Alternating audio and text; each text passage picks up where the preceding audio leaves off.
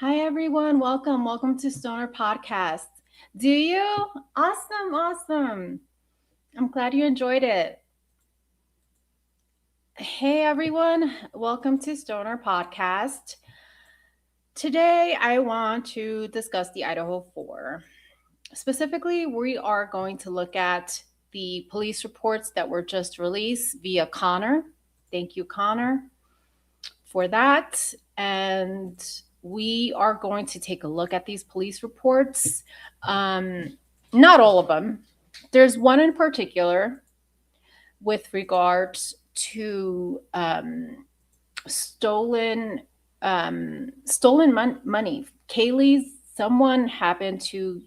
someone took her backpack. She had money in there. She had quite a bit of some change in there, and her backpack was stolen. So we are going to take a look at this. Thank you once again, Connor, for providing us this information via his FOIA request. So I appreciate that very much. And let's get started here today. So happy Thursday, everyone. Hope you guys are staying cool out there. And as we kick off this summer, yeah. All right. So obviously, this incident occurred at Coeur Lane. Here's the police report. This is dated. Well, that's the status date.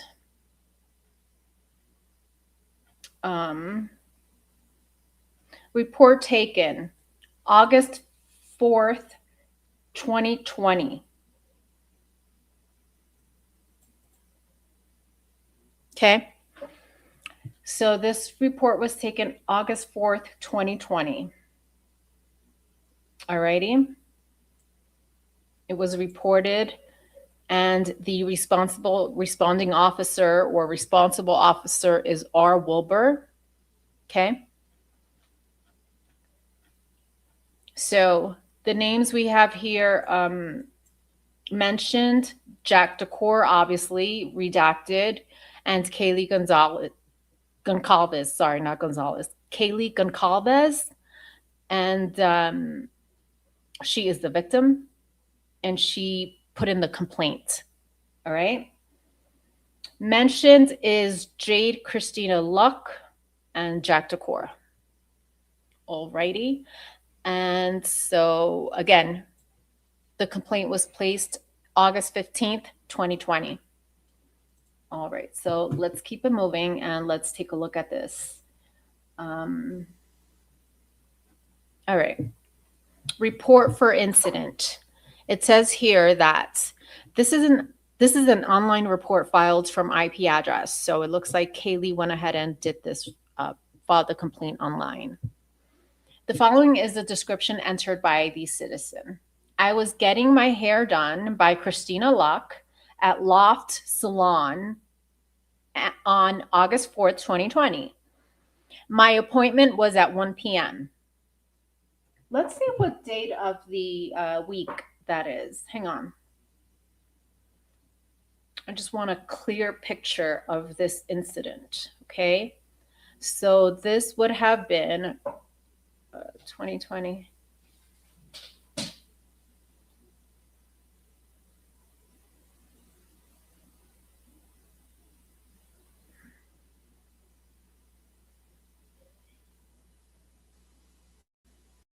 '18, 19. Okay, 2020, August 4th. That was a Tuesday. August 4th of 2020 was a Tuesday. This was during COVID, wasn't it? During COVID? Coño. Fuck, that hurt. Damn. Fuck me. Okay. So this says here, I was getting my hair done on this day, on Tuesday. My appointment was at 1 p.m. I arrived at my appointment with a gray backpack that had $1,200 in it. This is the tip money I made over the summer at my job as a barista.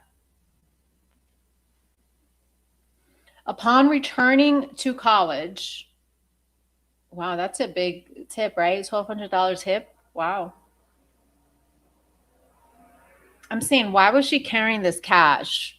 Like after she made all this money, why didn't she deposit the funds into her um wow, I can't believe she's carrying around this much cash. I'm just saying. But I know some people, although I do know some people that they don't trust banks, relatives of mine, and they don't trust banks, and they just prefer to keep cash, hold on to cash. So can't really judge, every people people's choices, right? So it says she had $1,200 in her backpack. Upon returning to college, I was planning on depositing the money into my bank account. Oh, there it is. I mean, that makes total sense because it's possible that the bank, like she normally banks with, is located, like she may have opened an account near the college and she's constantly banking there. So it would make sense. Now she's back home. She's at Coeur d'Alene, right? This is where her family resides. And what was I going to say? And school was in Moscow. That's where she went to college. So it would totally make sense to me, this statement: upon returning to college, I was planning on depositing the money into my bank account. After my appointment was over, I paid with my card and accidentally forgot my backpack at the salon. See, I mean, she's still using her card for things, um, you know, and she paid with her card and she accidentally forgot her backpack at the salon. Damn. I did not realize right away I forgot my backpack. She didn't realize it right away. Interesting. Wow. I wonder if this one of those things, like perhaps she had a purse and a backpack. You know what I mean? Like, because if she paid with her card, she may have placed her card in her wallet, in her purse, and also had a backpack on her. I mean, that's possible too. So she forgot her backpack at the salon. I went out to a friend's lake cabin. And once I was there, I realized my backpack was not in my vehicle. Oh shit. Okay. So it looks like immediately after she was headed somewhere. She was headed to her friend's lake cabin, and boom, she got there. She checked her car and didn't find her backpack in there. I quickly contacted the owner of the salon, Christina Luck, who was the woman who did my hair. I asked if I had left my backpack there and got no reply. I quickly called my boyfriend, who was Jack Decor at the time, who lives close to the salon, and asked him if he could. Jack Decor is obviously also from Coeur d'Alene, okay? It's interesting how his last name of Decor and Coeur d'Alene, Decor, Coeur d'Alene. I don't know. I wonder if his family. I wonder if his family are like very early settlers there, if that makes sense. Anyway, so I went out to the friend's cabin. She called this Christina Luck. She couldn't find her backpack. I quickly called my boyfriend, who lives close to the salon, and asked him if he could go look at the salon because I was 45 minutes out of town at this point because she was over at the lake. So she calls Jack, "Hey, go check to see if I, left my backpack by accident." He went to the salon and sure enough, my backpack was there. I came back into town and took my backpack from my boyfriend. She went back into town. I wonder if it was the same day. It doesn't specify if she went back the same day, but anyway. Then she says, I checked my backpack to see if my cash was still in there. And it was. But the zipper inside my backpack, that had the cash in it was opened.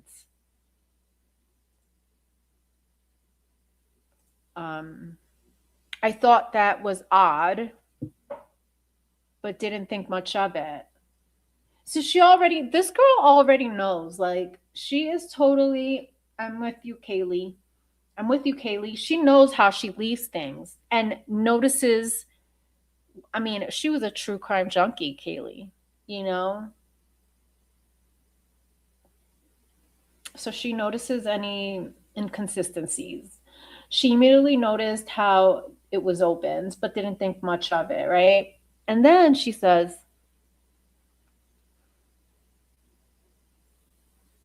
2 days later, I took my cash.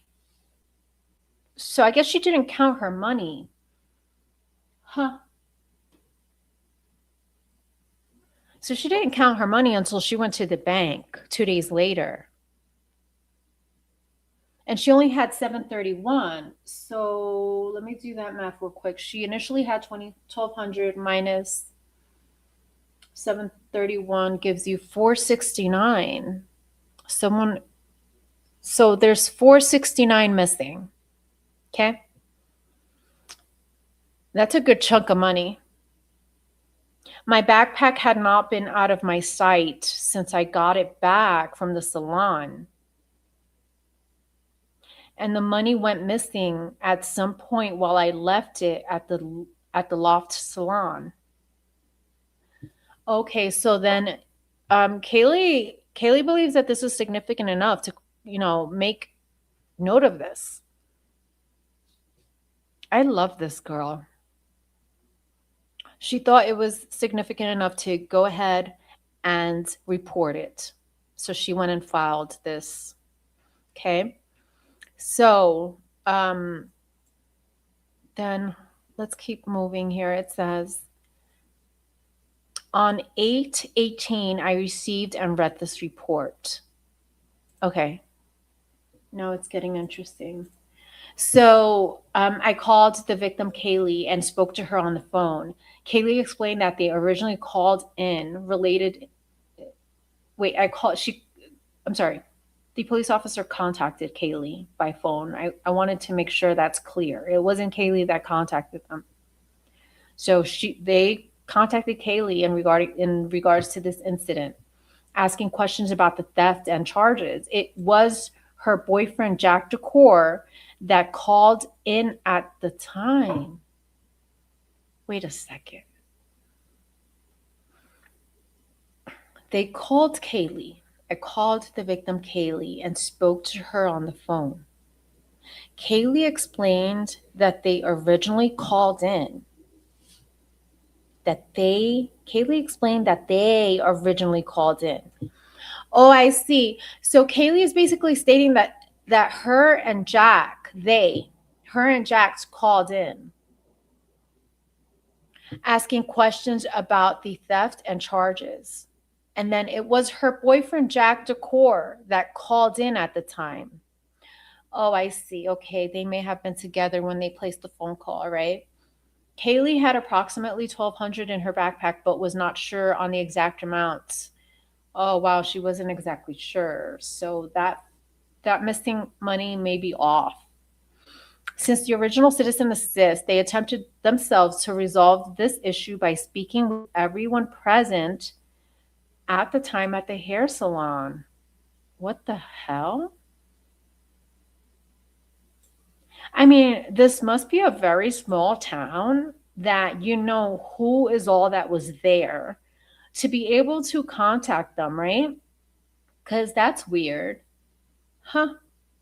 They attempted to resolve this themselves by speaking with everyone present. Then Kaylee said that while she was getting her hair done, the hairdresser, Christina Luck, and two assistants were present. She identified the two assistants as Redacted and Hattie. Kaylee has since spoken with all three people, Christina, Redacted, and Hattie, and all have denied knowing anything about her missing money. Since she has spoken to all three and they all denied knowing anything, she wished to file a report and pursue criminal charges. Kaylee isn't messing around.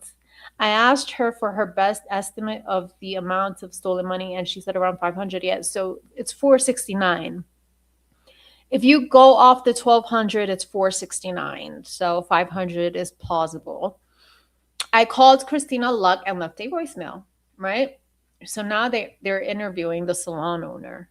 I spoke to Christina Luck on the phone. She confirmed that Kaylee had a hair appointment with her on this day and left her backpack, which her boyfriend later retrieved. Then when Kaylee's boyfriends retrieved the backpack, it did not appear. Oh shit. So the salon owner is stating that when Jack retrieved the backpack, it had not been tampered with and it was located in one of the salon chairs. So the salon owner's like, hey, that backpack was in that chair the whole entire time and it was not tampered with. Now I wonder if she has cameras, right? Let's see. She said Kaylee had a secondary appointment on the 6th, and she spoke about feeling relieved to have gotten her backpack back, but had not mentioned anything about the missing money then.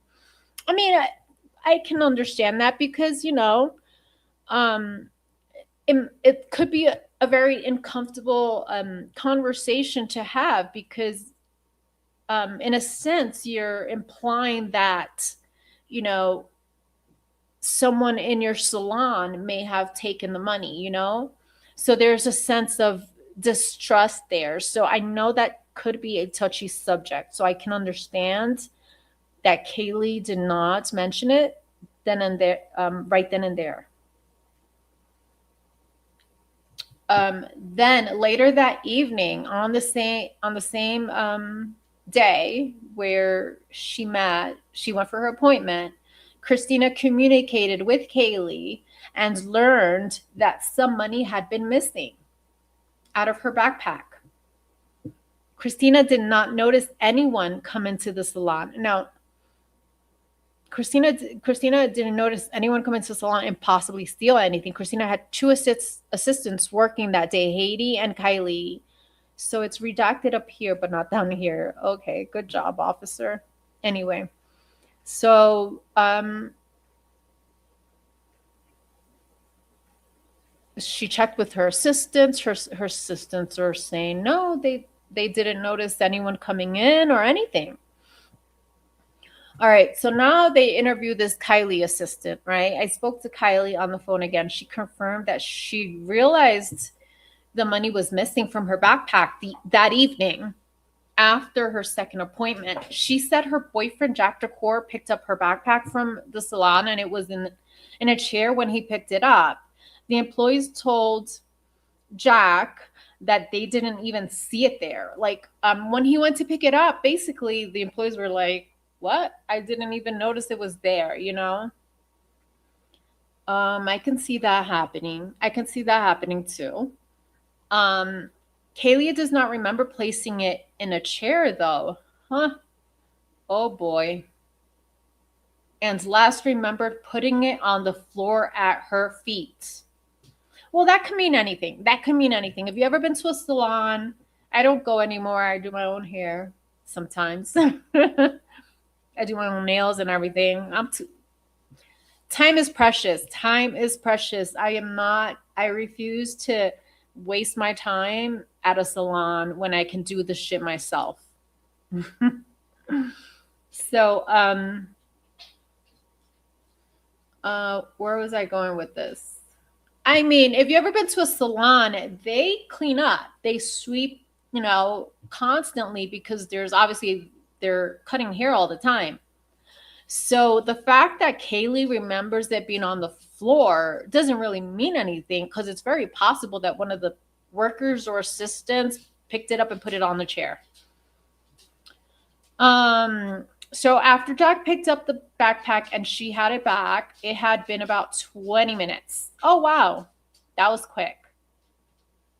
Kaylee remembered counting the money that was in her backpack the evening before her first appointment and had direct possession of it until she went to the salon. Wait. Hold on. Kaylee remembered counting the money that was in her backpack the evening of August 3rd.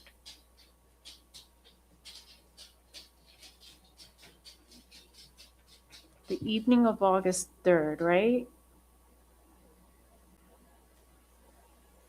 Wait, I'm confused with the dates.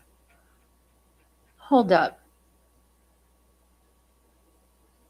This occurred August 4th. Oh, yeah, I get it. Oh, Jesus. Okay. Kaylee is basically stating that on August 3rd, before she went on her appointment, she counted the money that night. So on August 3rd, she counted her money before going to the appointment. And she had it. All right. So then Kaylee remembers another client coming in directly after her and assumed the same client was likely there by the time the backpack was picked up. Kaylee remembers another client coming in directly after her and assumed the same client was likely there by the time the backpack was picked up.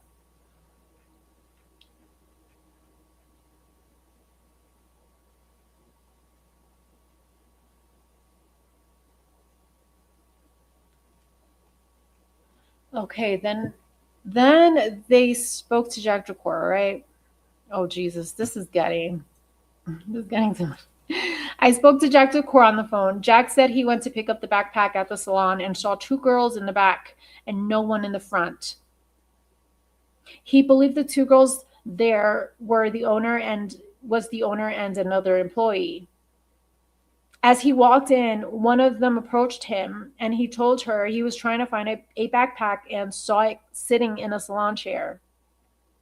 Once he got it, his girlfriend asked him if the money was still there. And he told her it was. But why didn't Kaylee said right then and there? Why didn't Kaylee say, "Yo, Jack, is 1,200 in there"? But is 1,200 in there though, right? Why didn't that happen? Huh? And Jack said, "Yeah, the money's here." I mean, he didn't count it then. He got the backpack to her about 30 minutes later. He said he felt it was most likely the money went missing. Well, he said most likely the money went missing at the salon then. I ain't touched that money. Chuck's like, I ain't touched that money. That shit happened then while it went missing while it was sitting there. All right, so then we have Haiti now, or now? Nah, whatever. Kylie Light and the possible other client have not yet been contacted. Then now we're on to September of 2020.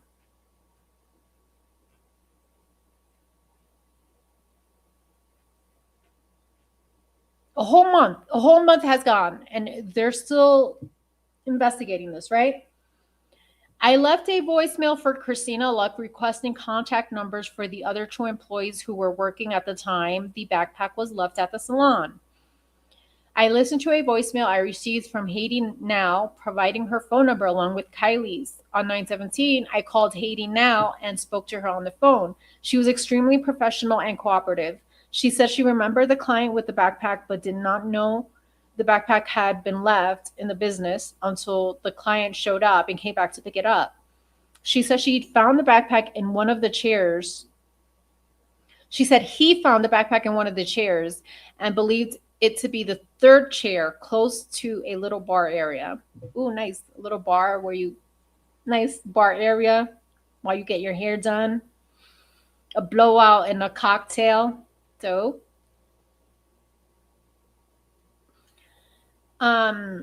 so she says she found that's where it was found, the third chair closer to a little bar area. She did not see anyone take anything out of it or have knowledge of that. I believe Now was being upfront and truthful with me. I recorded the phone conversation and uploaded to Viper. I called Kaylee at blank and I was unable to leave a voicemail as the mailbox was full. Having exhausted all reasonable efforts to locate any further suspect information, I am inactivating this case. All right. This is some serious business here. Okay. Now, this case was brought to my attention by Detective. Oh, this is on November 17th, after the murders. Okay. So, after the murders, now we have Sergeant Avriet. This case was brought to my attention by Detective Cannon. The victim in this case is now deceased, therefore, I am closing this case closed. Interesting. On the 17th. So on the 17th, the detective, I wonder. I mean, obviously, they were looking into Jack DeCoeur. Jack DeCoeur was your number one suspect. They were obviously looking into Jack DeCoeur. So, um, they may have pulled all of these incidents and looked into it themselves, and did some investigative work. So the case was closed.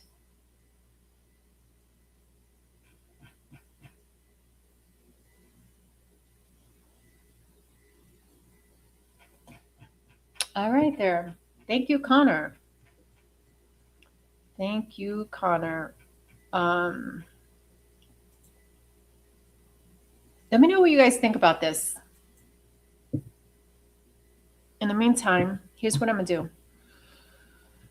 I'm going to go here. We are going to listen to this. Here's Connor's channel.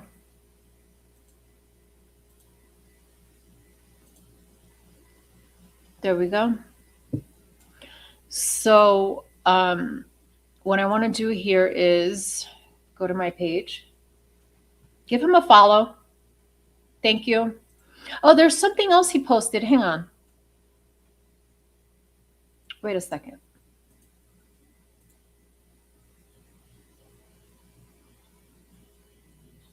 Yeah, let me share this. Can you guys see this here? All right. There we go. So this is the drawing, Jack DeCoeur's drawing, where he sketched, while he was being interviewed on the 15th, he drew up a sketch of the roommates and where everyone lived. Here's Jack DeCoeur. Also, MPD provided a redaction log, which is new. What's a redaction log? Oh, they're letting you know unwarranted invasion of personal privacy. Oh, okay. I see. Oh, okay. So when it's redacted, they're just giving you the ruling or whatever it's called of why it's redacted. That's interesting. Yeah, you're right. Okay, so what I want to do now is I want to go to this interview.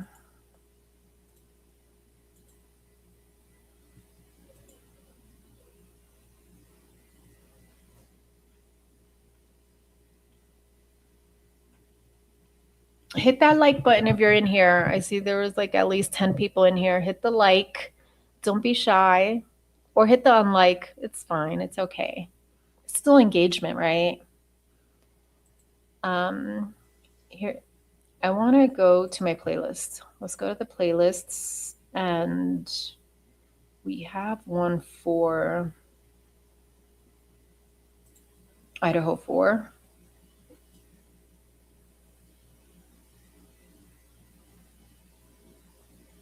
What in the world? Sorry, guys. I don't know.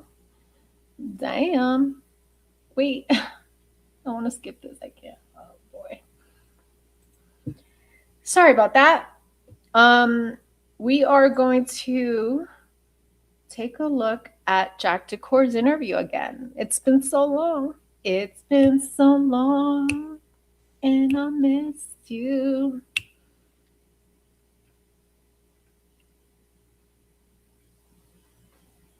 Huh. Well, this interview is from the 13th, though. He drew the sketch on the 15th. Oh, his second interview. Okay. All right. So this is Jack DeCour's interview immediately after the murders, the day after. Let's listen to it, shall we? Let's take a listen.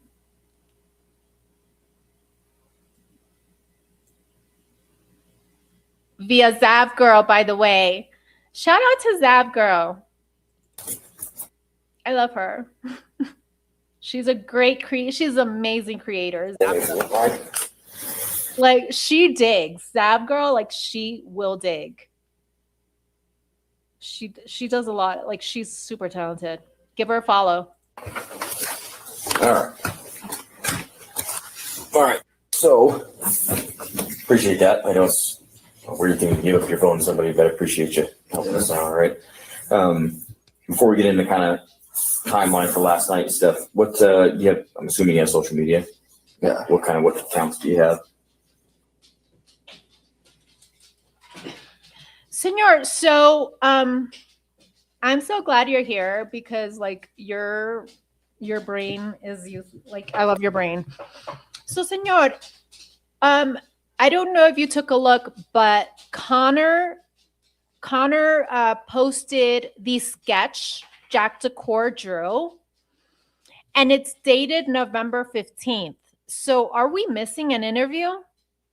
Because this interview is dated November 13th. Okay.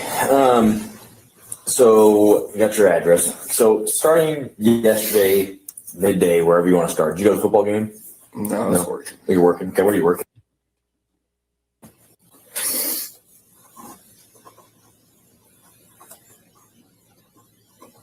What time did your shift end? It's from like 2 to 10. I got out of there probably. 10 p.m., I'm assuming, right? Yeah. Okay.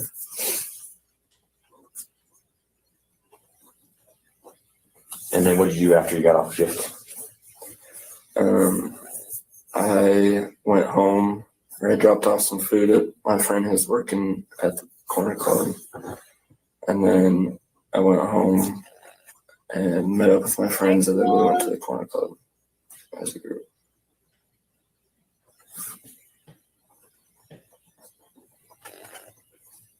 What time did you guys get to the club? Probably close to 11.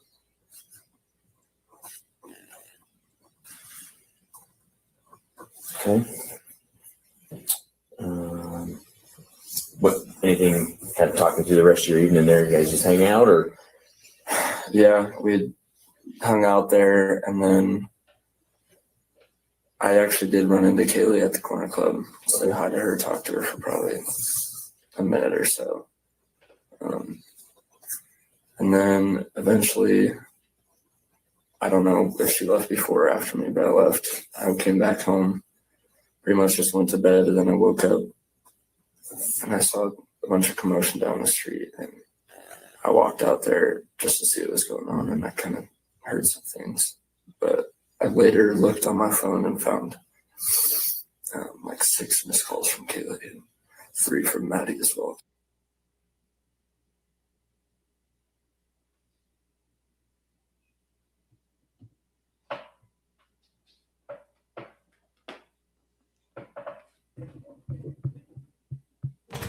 The Unstoppables Unlimited Collection. Luxury laundry. Damn. Why did I put ads on this? Damn. My bad. Oh, fuck. I wonder if I could remove the ads just for now. Wait, let's see. Maybe I can. can I just remove these ads because this is not going to be cool.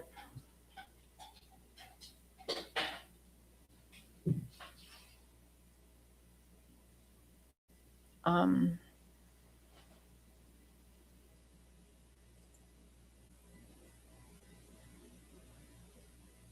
yeah, I'm going to turn this off. Done.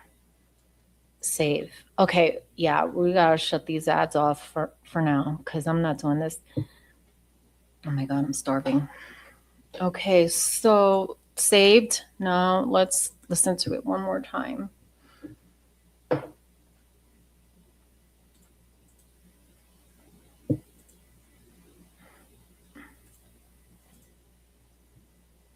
Yeah, let me pull it up. Hang on, because I love your brain. I love your brain, senor. I need to pull it up 1 second.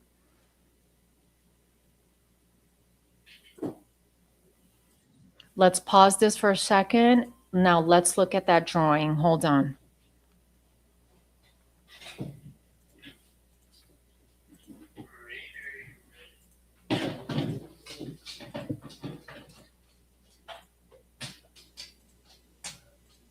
Here we go.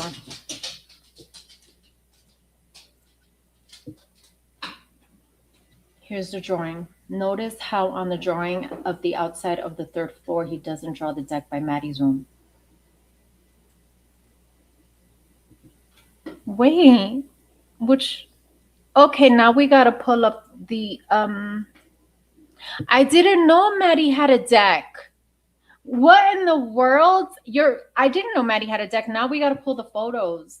Okay, so this is the drawing, right? That Jack D drew November 15th. So he was interviewed a second time. I don't remember. Because why is this dated November 15th? Because again, he was interviewed on the 13th. So why is this dated the 15th? I'm confused. Right? So Bethany and the spare room. So when you walk in, here's the door. You walk in, spare room. What the hell is this? The boiler room? Or is this the Team Idaho? Is this Team Idaho or the boiler room? Like, what is happening here? Then he says, this is Bethany's room. Okay. When you go up the stairs, boom, boom, boom, boom, then you have Xana's room to your right. I'm assuming restroom. Xana's bathroom here. Living room. Dylan. That kid closet, that big old, closet in the kitchen area. And did this mean the sliding door? I don't know what the fuck that is. Slider door, right? Okay, cool. Now, when you go to Maddie, you walk upstairs to the 3rd floor here. Then you have,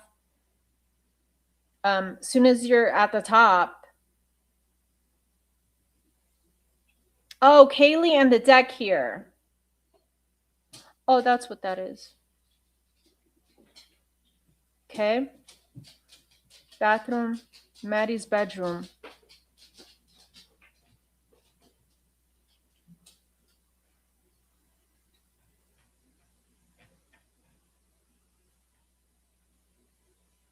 Maddie has a deck. Maddie has a deck? Does it wrap around? Is it the same deck and just wrap around? Do you mean? I get where you're going. I get where you're going, senor. I totally get where you're going. Oh, shit. Omission. The window that Maddie's pink boots were in opens to the 3rd floor deck, the same deck as Kaylee's. Hanky Panky Mom. Hey, what's up? The drawing is of all the bedrooms inside the house. I didn't know either, honestly. Let's pull up the crime scene photos then. Hold on 1 second. Let's take a look at Maddie's room again. I know where you're going with, senor, because why omit that? Why omit that fact, right? So let's do this. Let me go into the crime scene batch. I think it's batch 4, maybe. We were looking at this yesterday or the other day. Let me share my screen.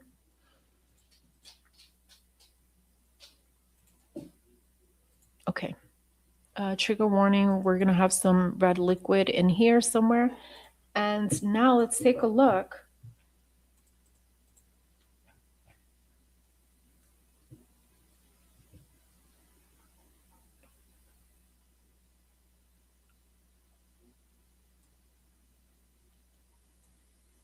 I feel like I need to go over the forensics again.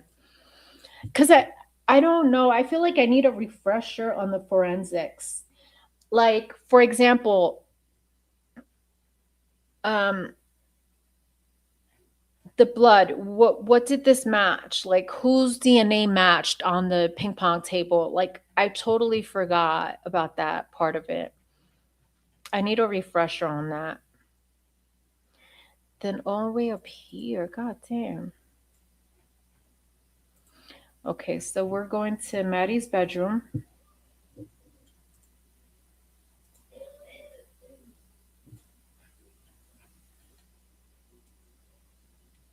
Let's take a look at her deck, okay? Is it one deck that wraps around?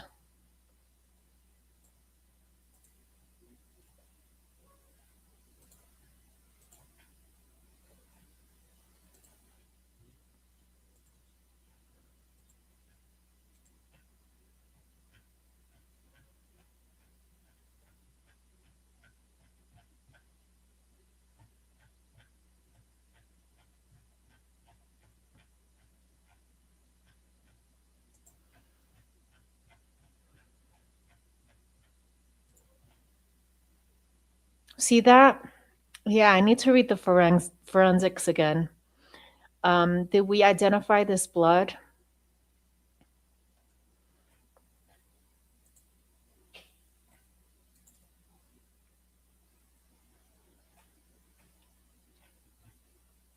Okay, let's keep going up to Maddie's bedroom.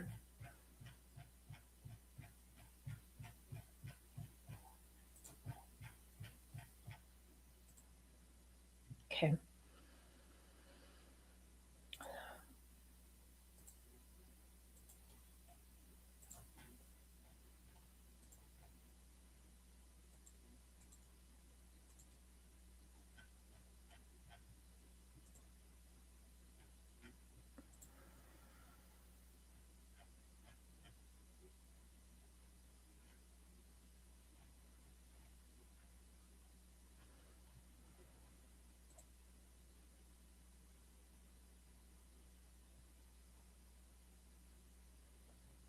Sorry, guys, bear with me.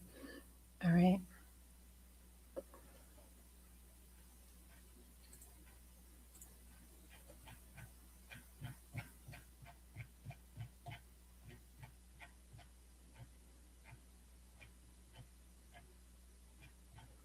This is all Dylan's room.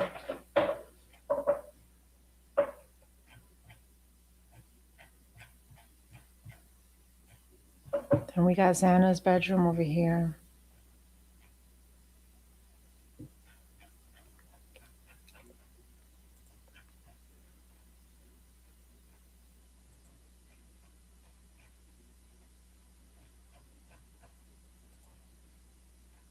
Okay. This is Kaylee's bedroom. Why is that covered? I don't understand why this is covered. Why is this covered?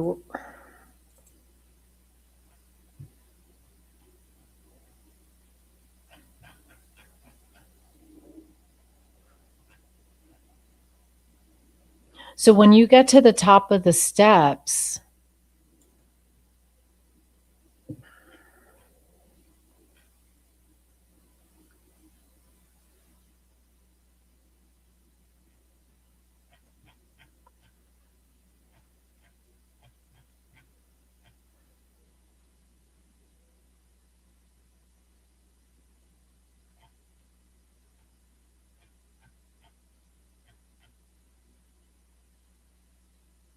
why didn't they open it for the pictures?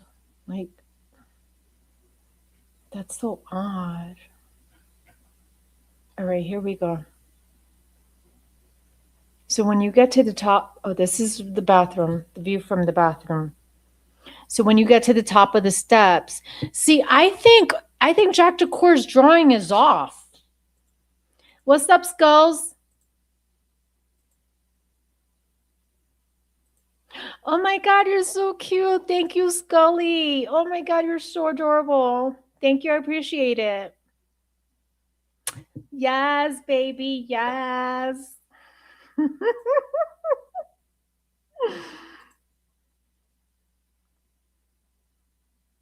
Yo, let's look at that, senor. We got to look at this. We got to look at that. I'm keeping this up. When you go to the top of the steps, the window right in front of you is the front window. Agreed. Agreed. This, you would be right here. Right here. You see where my cursor is? That's the top of the steps. Am I correct? Am I correct? And that's the window. Yes? So Jack DeCour's drawing, he's showing the bathroom on the left. If you look at Jack DeCour's drawing, the bathroom is when you're up, the bathroom's on the left. Does that make sense? No. Check this out. You see this? Here, thank you. Thank you. Top of the steps. Kaylee's bedroom to the left, right? Bathroom to the right.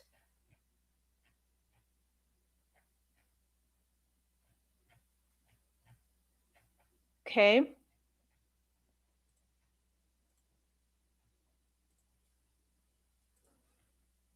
Right? And here's Maddie's. So Maddie's is right next to the bathroom. So here, the steps are down here, right? So, okay, I see. I see. Maddie's bedroom looks out into the bathroom. I mean, Kaylee's bedroom looks out into the bathroom. Okay? And if you're in the bathroom in Kaylee's bathroom, Kaylee and Maddie's bathroom, you can see Kaylee's bedroom. They're adjacent. Is that how you say adjacent to one another? Now, and then right next to the bathroom is Maddie's bedroom. So it would be to the left of this. To the left of the bathroom, okay? Now, that is not how Jack DeCour drew up that's not how Jack DeCour drew it up. I can show you again. Watch. That's not how he drew it, baby.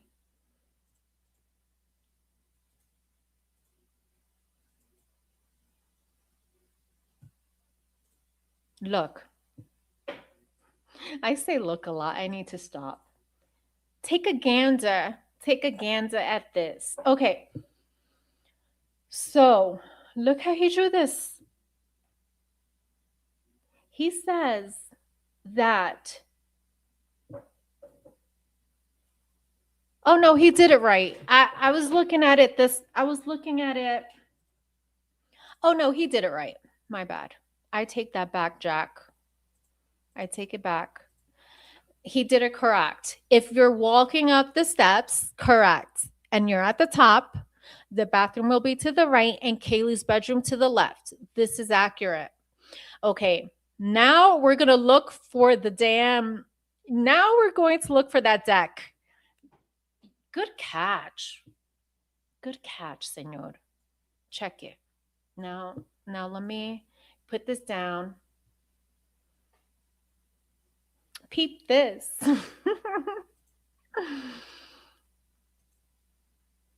Yep. Now let's share the photos again because let's look at this damn deck.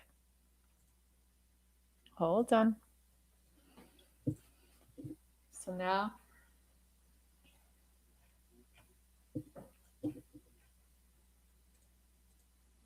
Okay. So we know this deck, you walk out, okay.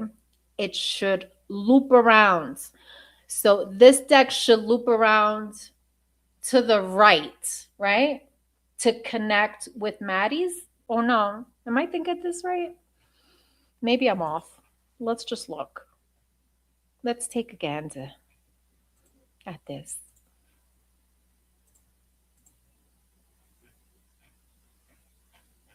We need outside photos. Let's get there.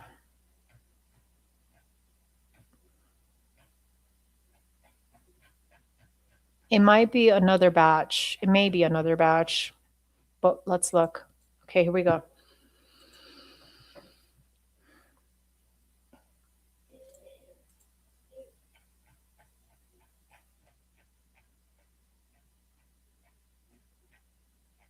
Okay.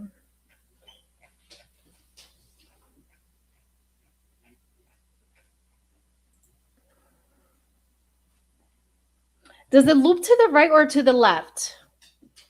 This deck. I can't remember. But we need photos of it. We need to understand why that was left out.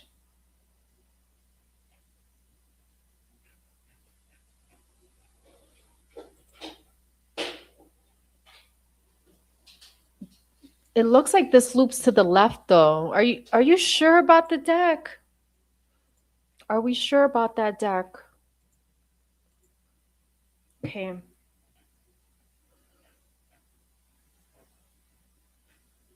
I hate that they didn't get closer to these. You don't see. You can't make out this. They should have gotten closer here, because you see paws. You see little Murphy paws and smaller prints, but then you see in a combination of bigger prints, smaller prints, Murphy paws. I mean, it can mean something. It can maybe not.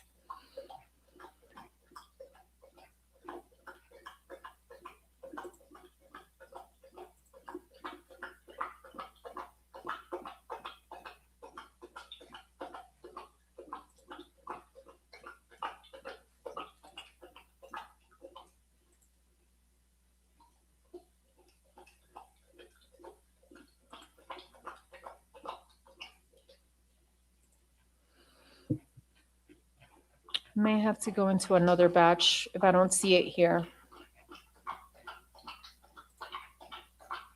Oh my God, this bedroom.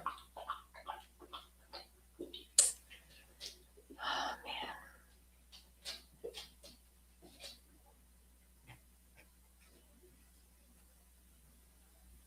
You know what's interesting? Even this luggage got it. Even this luggage got some droplets of blood.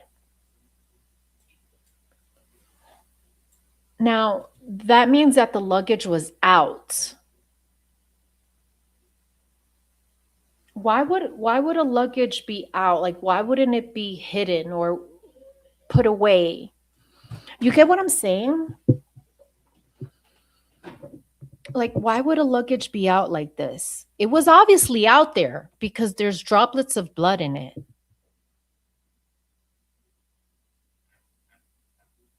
Did they just get back from somewhere, maybe? I don't know. It's interesting to me.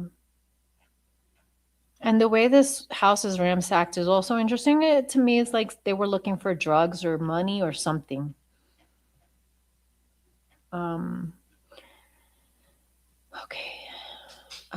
Yeah. And I feel like it's so dark here. You see how these photos, they're so dark. The quality, especially not the girls' room upstairs. The third floor is fine. You see everything very clear. The photos from the third floor, you see everything clear, clear, clear. But when you get down to this floor, you see the resolution on these photos. They're so grainy. So I guess what I'm trying to say is I feel like the attack happened down here in the living room area, especially. I feel like in the living room area, something happened.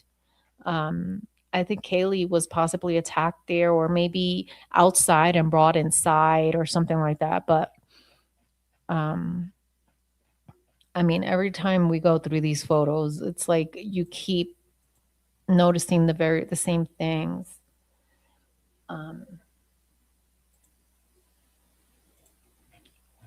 Anyway, if it's not this batch, I'll go to another batch then. But we need to see that deck now because Senor brought up a good point and that's interesting. Interesting.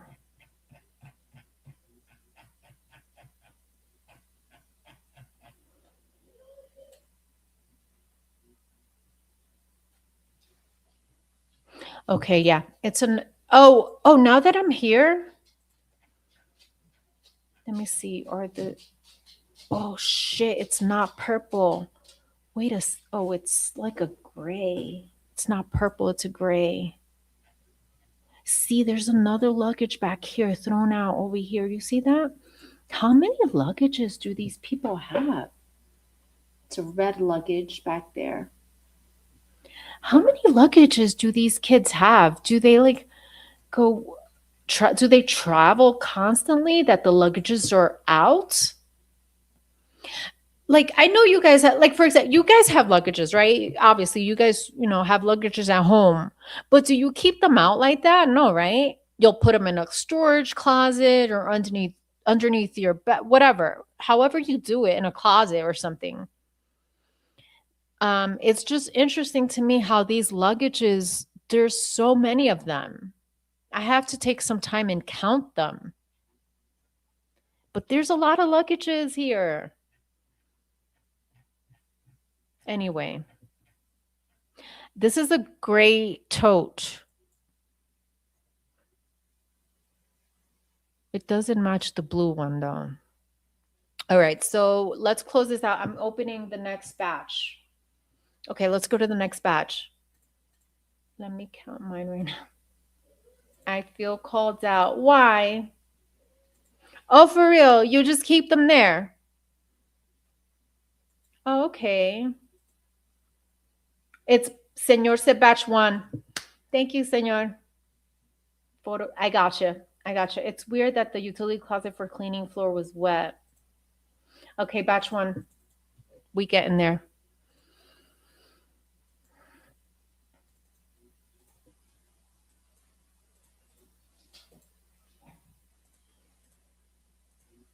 Okay.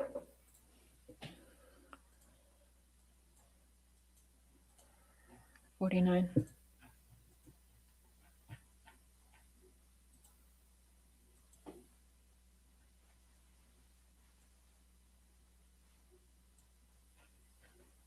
Okay.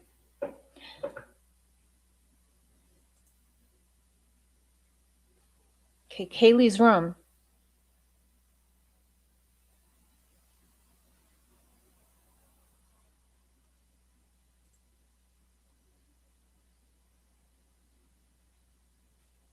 Wait.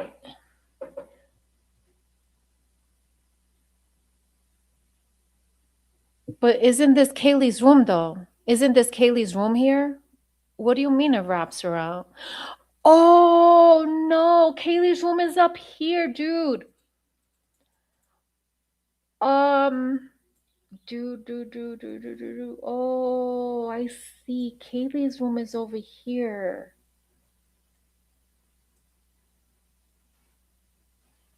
That's Maddie's room. Maddie has sliding doors? I'm gonna need some help here, you guys. What? Wait. This is the kitchen, right?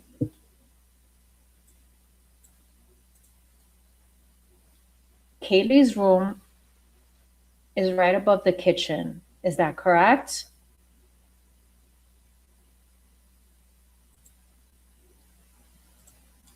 So then this is Kaylee's door. This is Kaylee's sliding door. So you're saying Maddie's room is oh yeah. I see it now. Sorry, it took some time.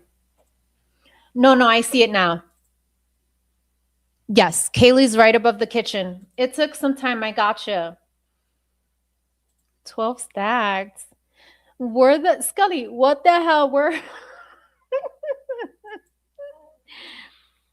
Scully? That's a little sus.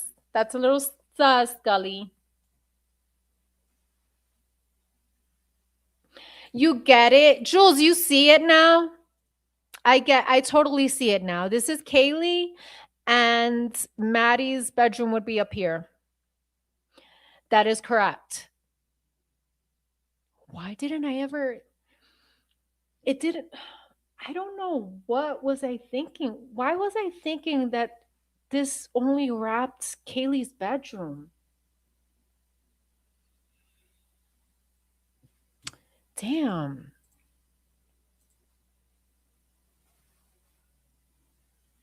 That beer pong set up is so fake. Two balls in the cup and none of them budged.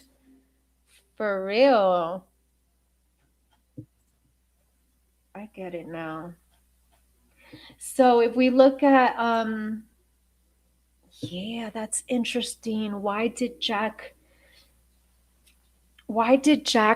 fail to include I don't know. I mean, it could be like maybe he didn't go up there, or I don't know. That's weird.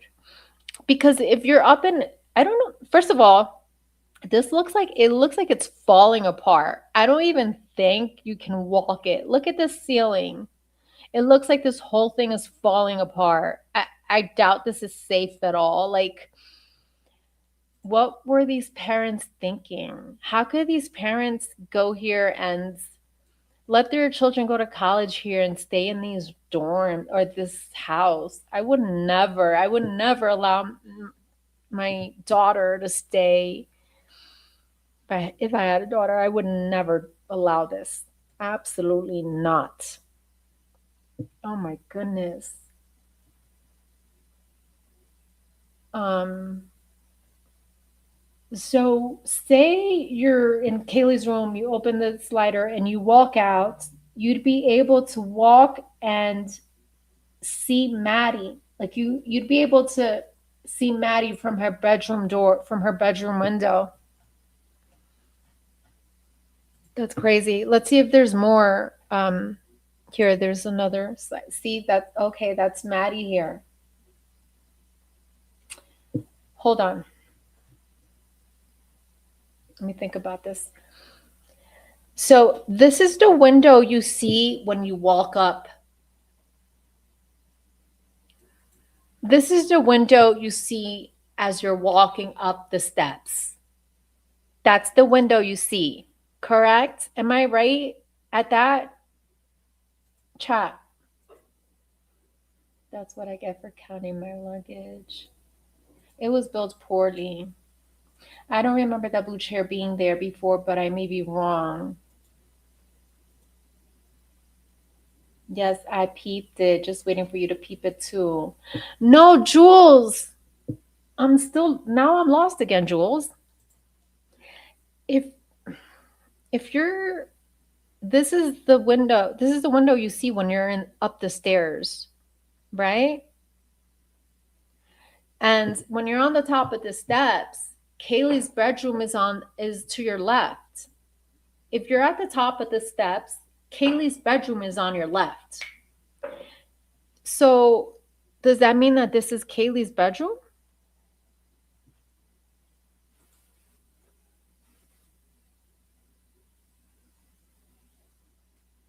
Because Maddie's on the right.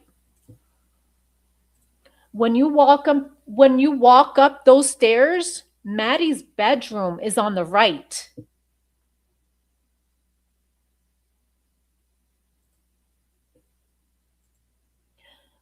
Okay. Jules, you believe these windows here are Maddie's?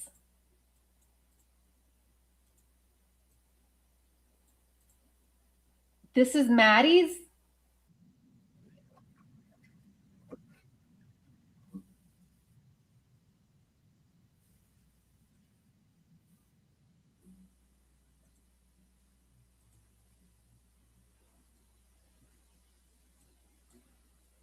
Yes. If that's Maddie's, then he drew it if that's Maddie. Okay. All right. You think that's Maddie's? Yeah? Okay, cool. Now let's go to the other batch because it's not making sense to me still, and I need to see it. And I'm sorry that you guys see it and I don't yet. Let me go to batch 4. Okay.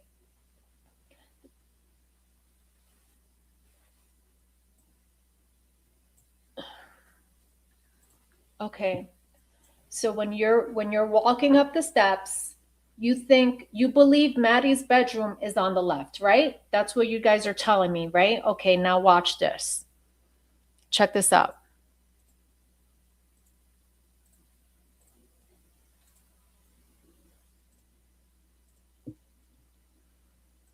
Because if you go here, check it. Let's go back. When we saw that view of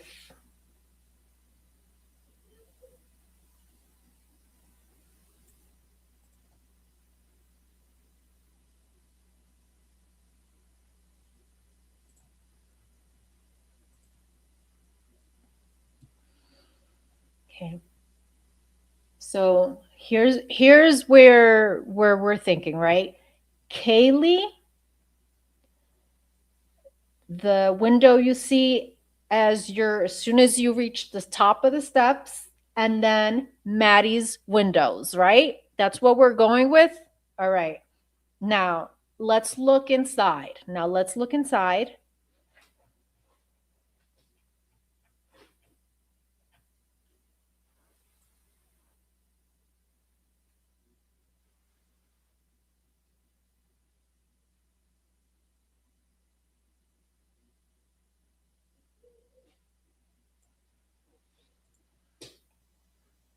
Okay.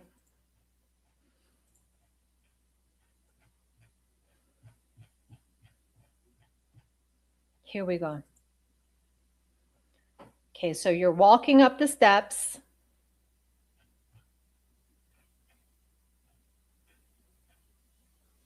There's that window that I pointed out, right? That window.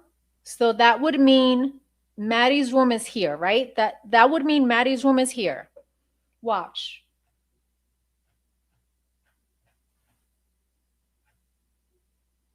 No, it's Kaylee's room. What are you guys talking about? It's Kaylee's room on the left. What are you guys talking about? I'm lost.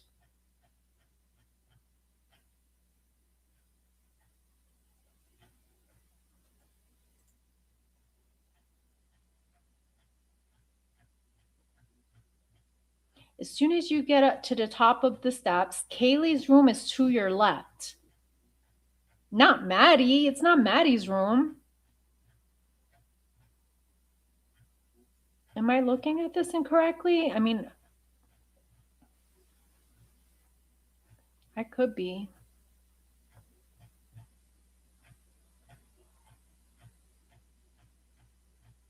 Hold on, I'm getting a better shot. I'm looking.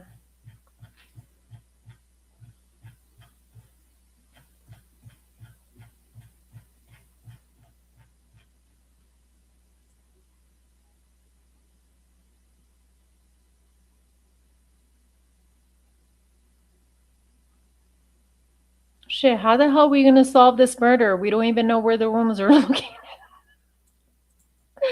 How are we gonna solve this murder? We don't even know where the rooms are located. Let's start right there. Hang on.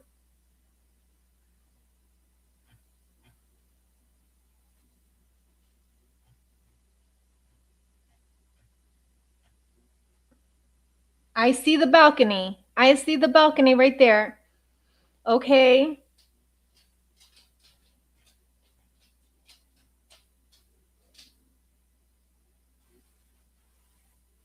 Okay.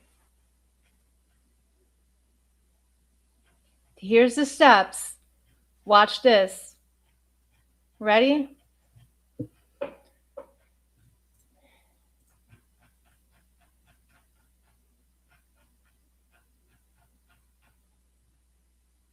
Totally, right? I get it. Yeah. Okay, now watch.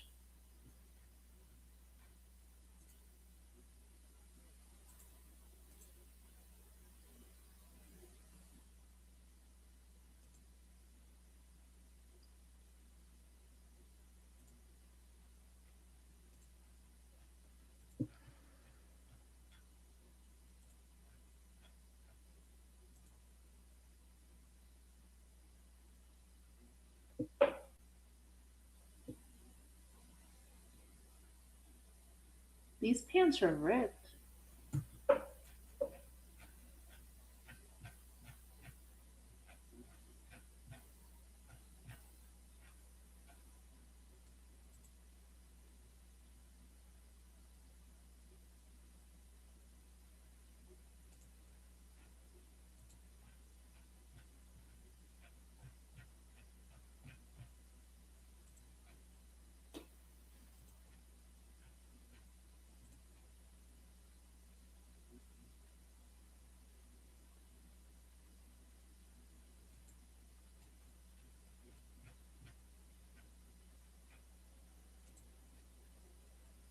Should I do the body cam instead?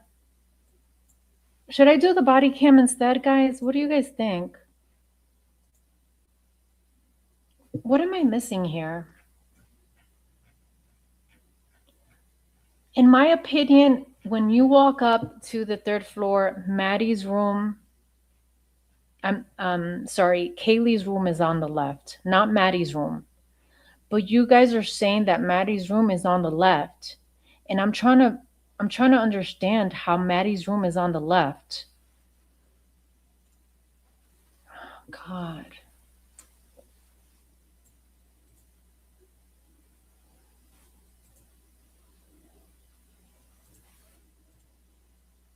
Okay, here we go.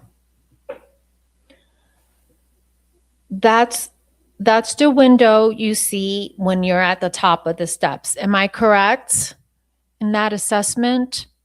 This is the window you see when you're right at the top of the steps. So that would mean that Kaylee's bedroom is on your left, not your right, your left.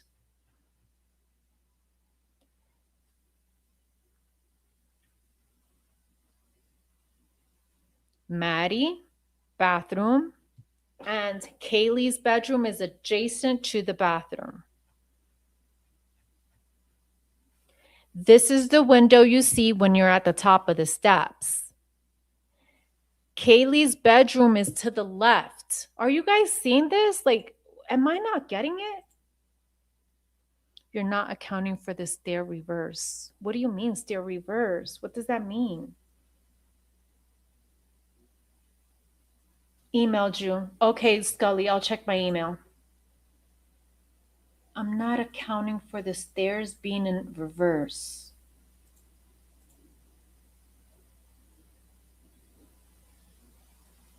You walk up the steps and you go to the left. That's Kaylee's room. You look to your right. That's the bathroom. So,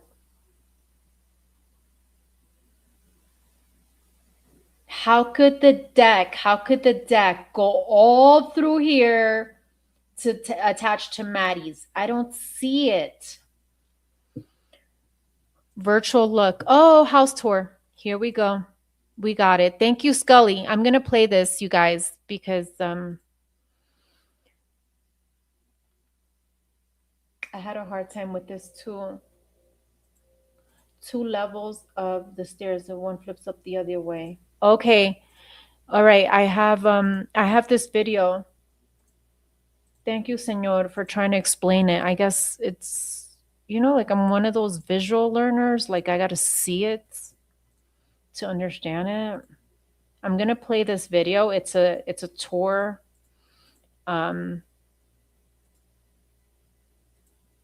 So let's check it out. Thank you, Skulls.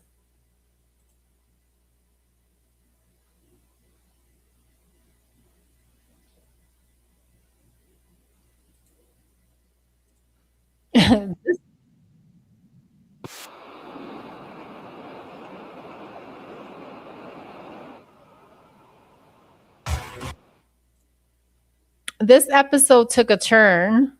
I wasn't expecting this, but I like that. I like that it's not, planned. This is exactly these are questions that we should know, that I should know. Okay, here we I've go. been trying to get a good look into the house of the Idaho 4 Shout out to Evil Exists. Okay, here we go. so that we can get a proper idea of where all the rooms are located and how the killer walked around the house, going room to room. This Orbix 360 tour of the house was shared with me on Twitter, and it's all over Reddit too, so I would like to talk about it today. This is the possible point of entry to the house. It leads into a kitchen area. Kaylee's father said it was the second floor of the house, through the slider. As soon as you exit the kitchen area, there are stairs, which lead to the third floor. We know that Kaylee and Maddie were sleeping on the third floor, in the same room. They were not sleeping. Let's get that straight. Take note of room 2A. If this is the room where Anna and Ethan were sleeping, then it's totally plausible that they heard something, and maybe Ethan came out to check where he was attacked. If they were in this room, and the point of entry was on the second floor slider, then it's most likely they would have heard something. Could this explain why Anna had defensive wounds? Was she awake and alert when this happened? Directly next to room 2A, there are stairs that lead to the third floor. The space on the third floor is a lot smaller. There are Okay. just 2 bedrooms. Here's Maddie, right? 3A is Maddie. And a shower room. As the killer came up the staircase, he would have seen 2 bedrooms Maddie, bathroom, either side of the stairs. In one of these bedrooms, window, and Kaylee is 3B. Do we agree that Kaylee is 3B? Eddie and Kaylee slept and were attacked by this killer. I get this. I get this. Now, how about the back of it? These are the stairs that Kaylee's father said the killer did. This is exactly what I'm showing you in Need the to go up. pictures. He When you believes get Kaylee up, was- when you come up to the top, Kaylee is 3B. Is it not? He believes Kaylee was the Kaylee's 3B. Is it not? Like, am I wrong there? target, and that's why the killer went up those stairs. In the latest update by law enforcement, all I can say is there was nothing new. And from her, right? Kaylee's 3B. Kaylee's parents are frustrated with the lack of information, and they are currently raising funds to put our reward and hire a private investigator.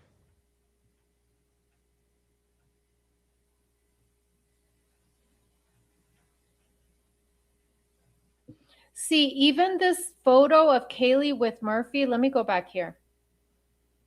I'm trying to Up compare those this. stairs. I'm trying to In the late- compare this with the crime scene photo of her bedroom. And let me see this setup. So I see that. Wait a second. Okay. You see this here? Cool. Here's the slider doors, right? And the TV is to the left, right? What's over here? Now watch this. You see this photo with the slider door is here. Then you have like, I don't know, a big old block. Then the TV screen. Now watch this. Watch. Because if you look at the crime scene photos now, why is this flipped? Wait, why is this flipped? Because the slider doors were in here. In that photo, the slider doors were over here somewhere. No, I don't. Oh, maybe. Let me go into Connor's drive. Connor has a drive. Yeah, Scully, send that to me, please. Okay, take a screenshot of this. You see this? You have the TV to the right of the slider door. Then you have closet, slider door, TV. You see that? Now watch this. Happy 4th, happy Independence Day.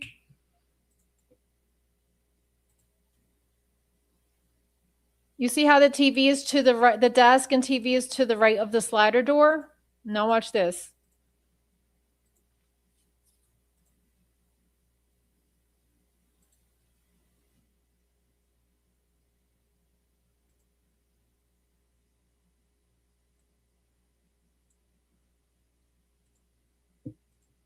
Now, why is the slider door to the right of the television and the desk in this photo? You see how it's to the right of it?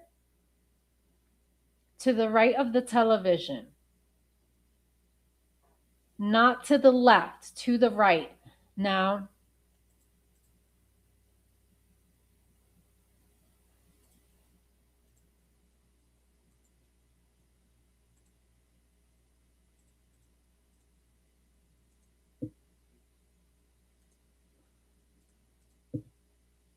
again, the slider door was to the right in that photo, and here it appears to be to the left of the television. How does that make sense?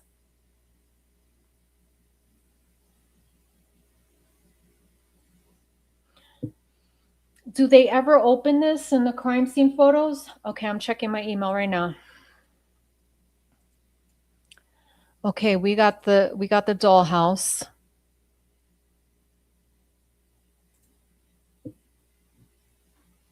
Okay, let me share my screen.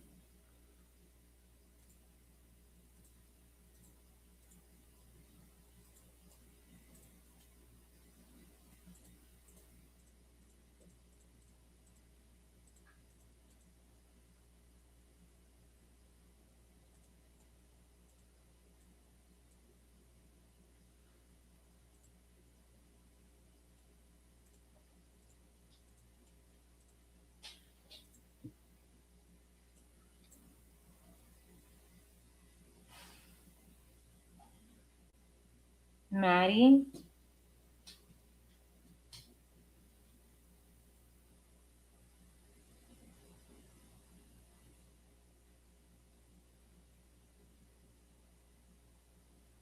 Kaylee.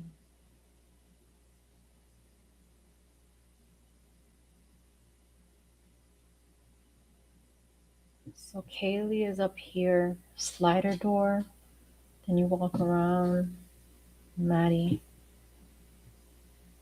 I see. But how about the inside though? So when you're down here and you walk up the steps, walk up this way.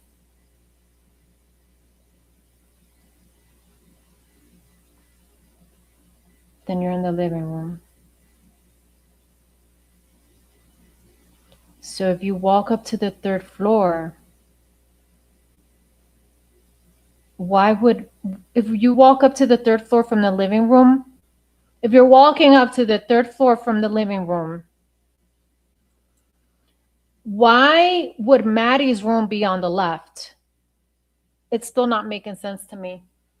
Because if you're at the top of the steps, Maddie's room is not on your left.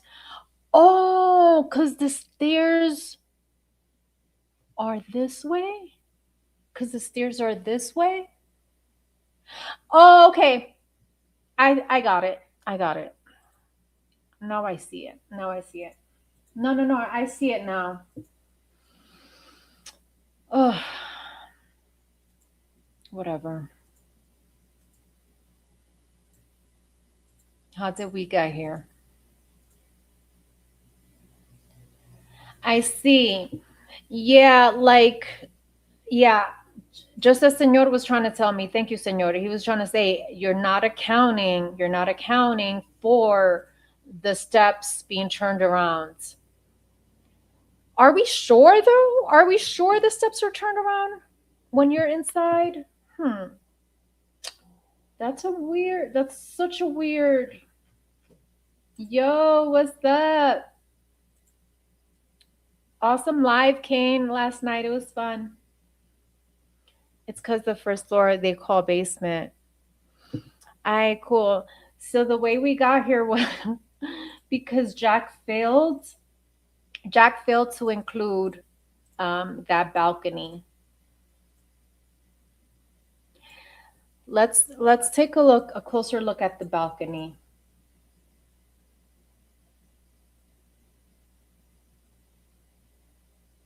Yeah, I get it now. I get it. I see. It's just the way the steps are inside of the house. I totally get it now. Sorry for have wasted your time for the past hour. I think that balcony should we should take a closer look at the balcony though. And what is the purpose of it? Interesting. Okay. Um,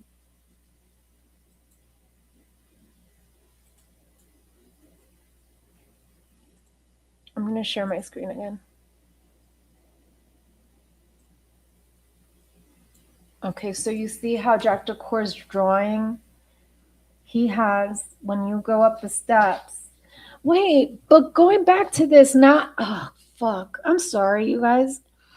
So Jack Decore, when he's drawing this, he says when you walk up to the steps, Kaylee's bathroom will be on your left, though. Look how he drew it.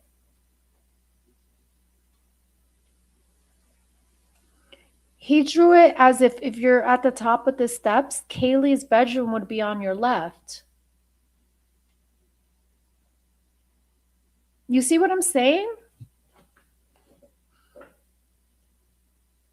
You walk up the steps, Kaylee's to the left. It's not mad. Oh. I just got okay. Never mind. Oh my god. Oh my god.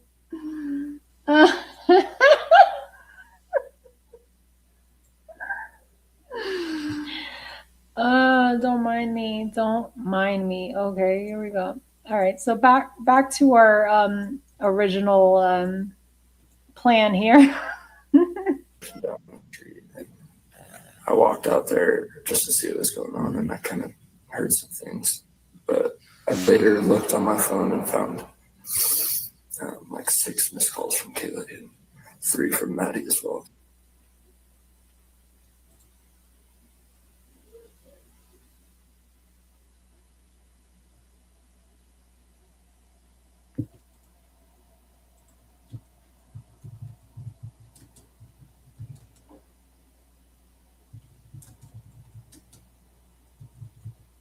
Okay, it's redacted. This section is redacted. Sorry to interrupt you, man. You said you guys, what time did you leave the Coeur Club?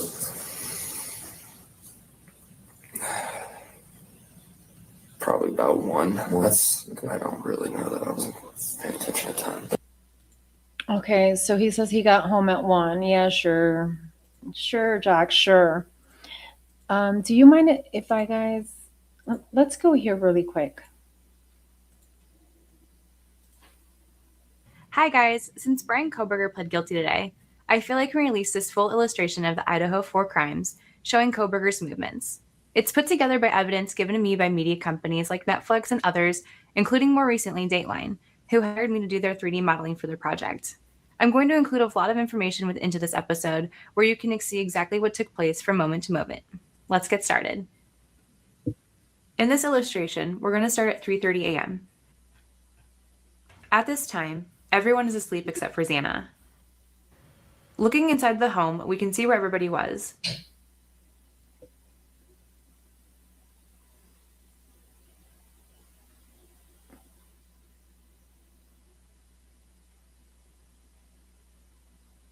I get it now. You guys get it now? You guys get it now? Thank you. Thank you for being here. I'll be here all week. You see how I didn't account for the stairs being this way. So, yes, when you walk up, Kaylee's bedroom would be to your left. Starting at the 3rd floor, we can see where Maddie and Kaylee were sleeping. See?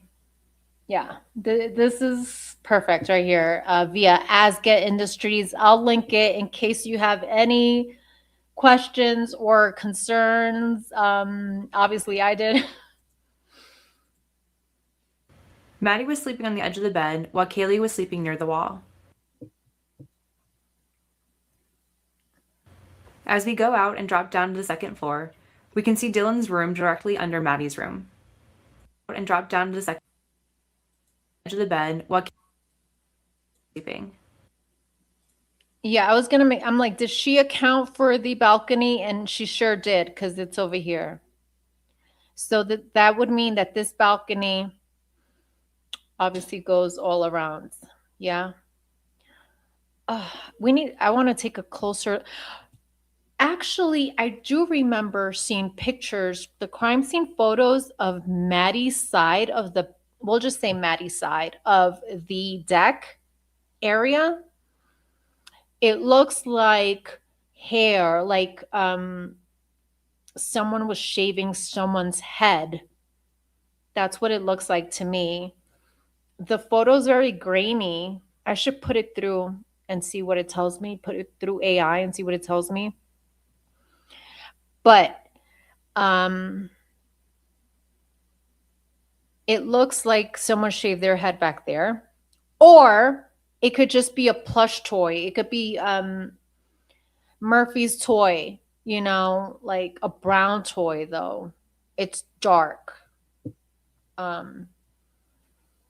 So Starting at the third floor, we can see where Maddie and Kaylee were sleeping.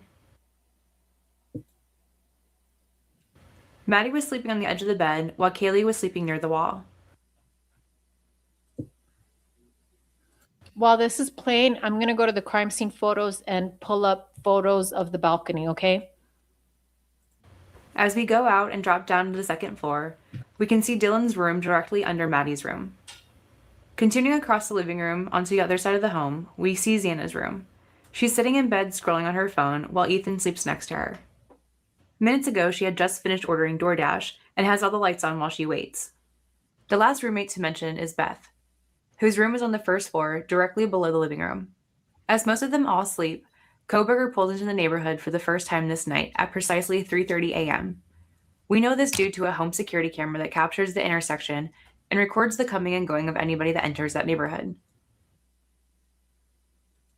As we continue, Kohberger drives past the home and notices that all the lights on the second floor are still on. He drives on and loops around the apartment complex building.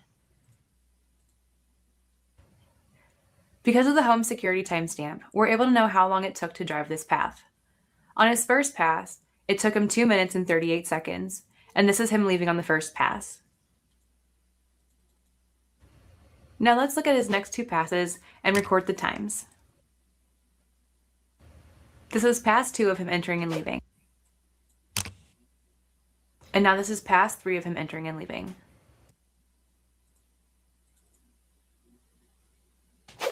When we do the math, we can see how long he took each pass. The last two passes were normal without any stopping, but on his first pass, he took an additional 42 seconds to creep by the house or even stop for a time to stare into the windows with the lights on.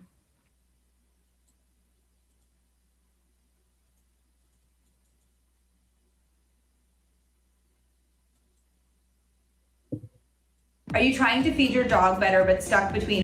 All right, found the photos. Let's go there. I'm going to share my screen. We're going to take a look at this balcony. Thank you for being here. Here we go.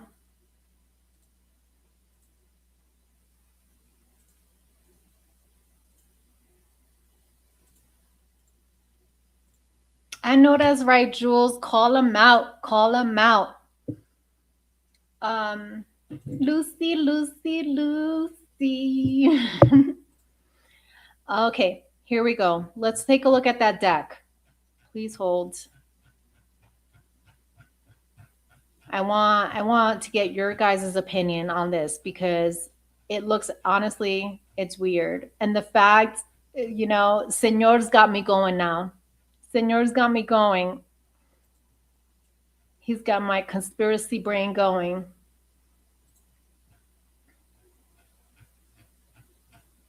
All right, now let's take a look at the balcony. This is super interesting here. These totes look so way purple. I wonder, where's the blue ones, right? That's a good point Senor brought up too. Um, we obviously see blue totes being carried away the morning of. Now we see purple ones here.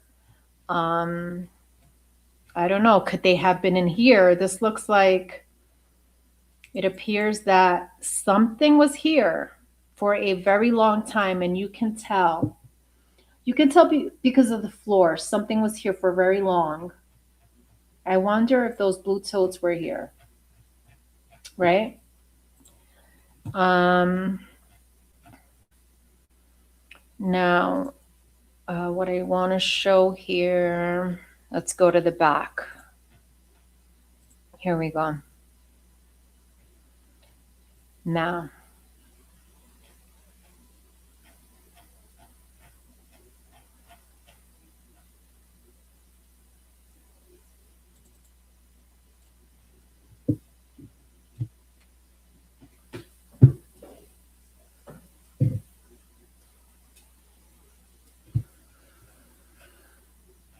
here we go. This is what I want to show. Check this out, you guys. Um, this looks like a bean bag that you sit on, right? Or maybe a dog bed. This is definitely a dog bed. Dog bed. That could be a dog bed too, or just a bean bag that you sit on. Now that we learned, this is Maddie's bedroom here. What do you guys make out of this? What do you guys think this is over here? You see that? To me, it looks like hair. It looks like someone shaved their head here somewhere. Not shaved, possibly cut. It looks like long hair. Kind of long. This looks like long hair. What are your thoughts of this? Because this is blowing my mind too. This does not look like a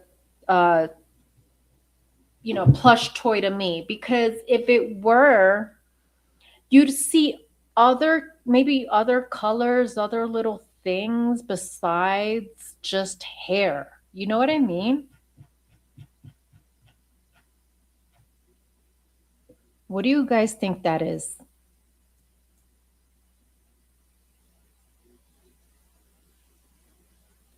Again, this is right outside Maddie's bedroom.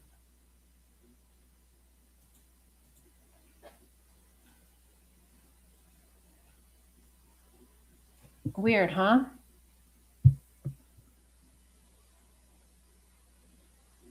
And why there out of all places? And then to take it even further, like Senor brought up, why did Jack fail to draw the rest of the deck?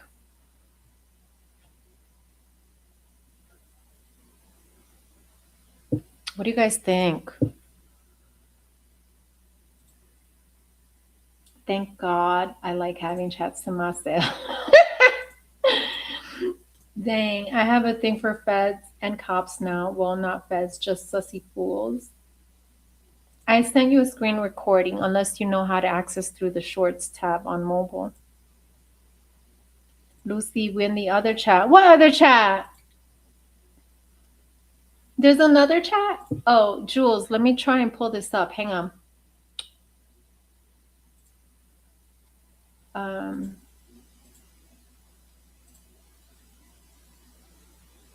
Again, thank you, Scully. Thank you, Scully, for the membership. I wonder who got that. Whoever got it. Thanks, Scully. Thank you. Could someone have shaved down Murphy? Do you think... I don't think Murphy was this dark, though. Unless this photo is...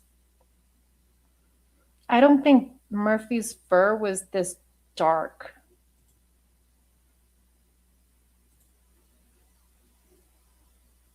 It's bedding. It's bedding, you think? Let me see.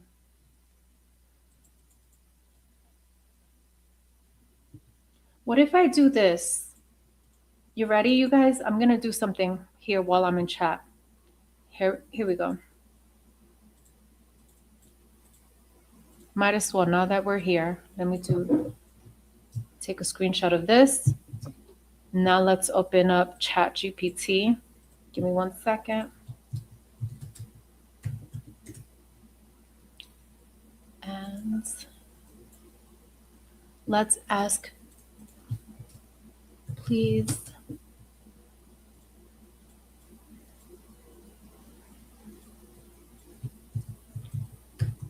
inspect photo and identify what the brown, not material, brown debris is on the dog bed. Now let me attach the photo and see what it says.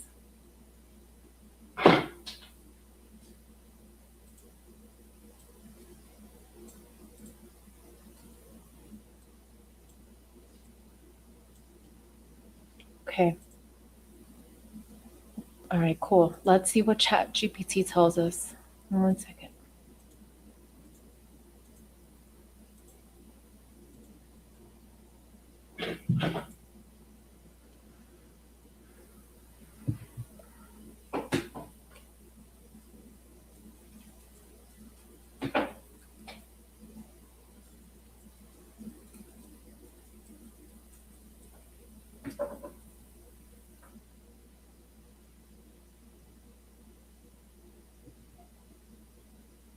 Working. It's working.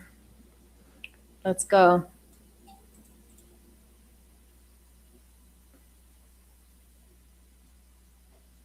It looks like the stuffing from the bed. Yeah, that's what Lucy said. Hi, Agape Love. Thank you for subbing.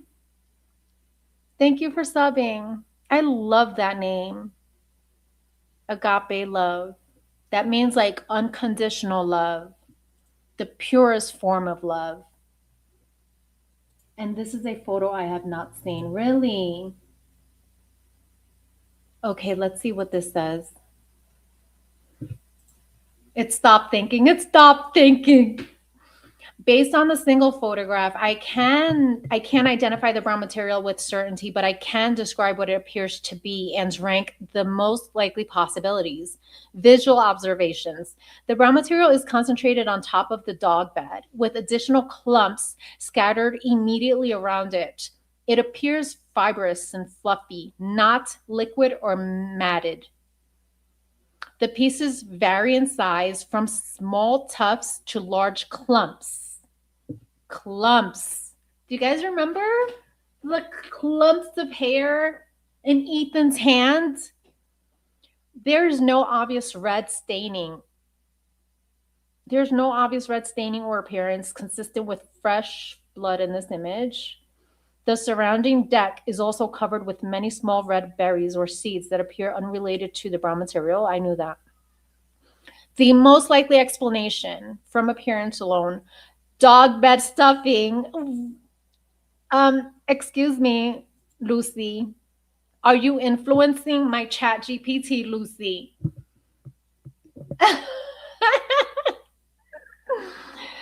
Lucy, why are you influencing my Chat GPT? Insulation or upholstery batting. Leaves, moss, or plant material. It's less likely. Animal fur, possible, although the material appears more like loose fiber than hair.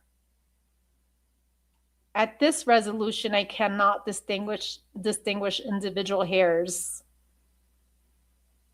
It does not have pooled blood. It does not resemble burned material. Actually, it does not resemble animal feces. But it's not ruling out hair. It's not ruling out hair, though. So there's some hope. I'm just kidding. I'm not looking for things to fit my narrative. I'm just super curious. If it's bed stuffing, then it's bed stuffing. Whatever.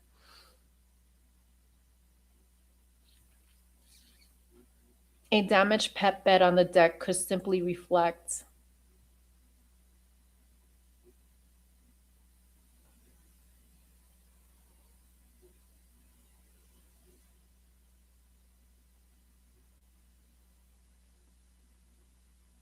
If you have the next several photos, 307 to 310, how does it know? How the fuck does it know 307 to 310?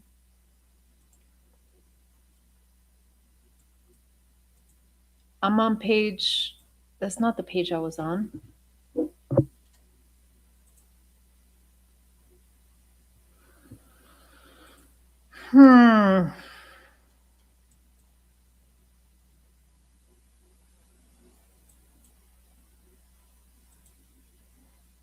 Can you find me a dog bed with brown stuffing? Let me Google it. Is there a dog bed with brown stuffing? Do dog beds have brown stuffing?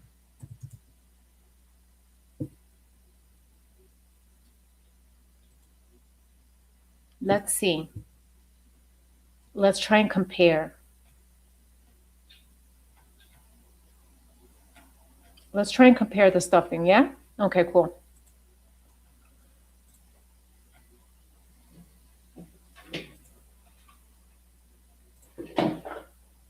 Okay, I have it. I have a link here. Let me open this up.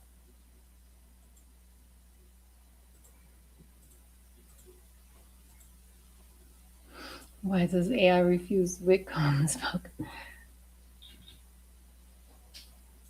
What do you mean by refuse?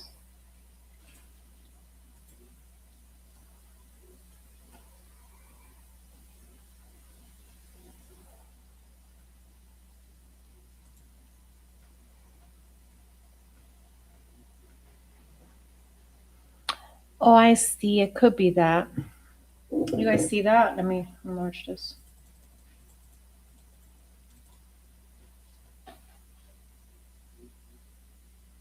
Yeah, it could be that. It could be. All right, I'll get off this. I'll get off this. It's leading us nowhere, but it could be. Yeah, it could be. Yeah, what do you mean by refuse, Lucy?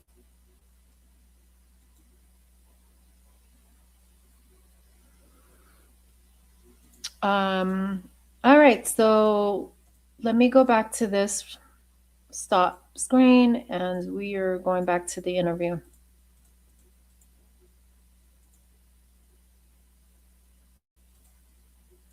So that's right.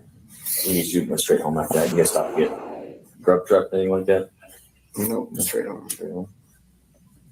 Our sober driver was actually stopped by one of the officers. Oh, really? Okay. Who's your? Well, actually, we didn't get in that car because it was too full, but I came in contact with them because I was trying to get a ride. Gotcha. So how did you end up getting home? Just another buddy came and picked us up. Okay. Who is that? Do you mind me asking? Okay, I'm gonna do that, Scully. I'm gonna tell ChatGPT update.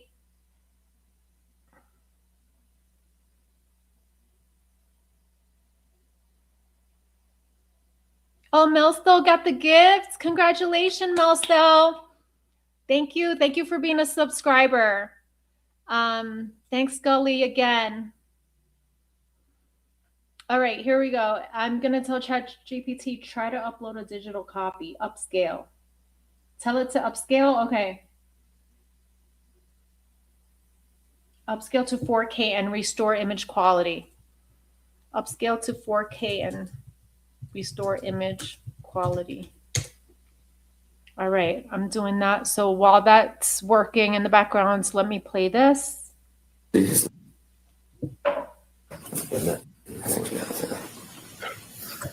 know what's still a mystery to me is this here. This is still a mystery to me because we know that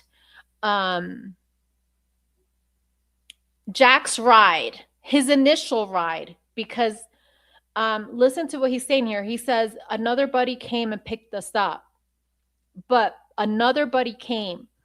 Before that, he was getting a ride by someone else. Check this out. He says,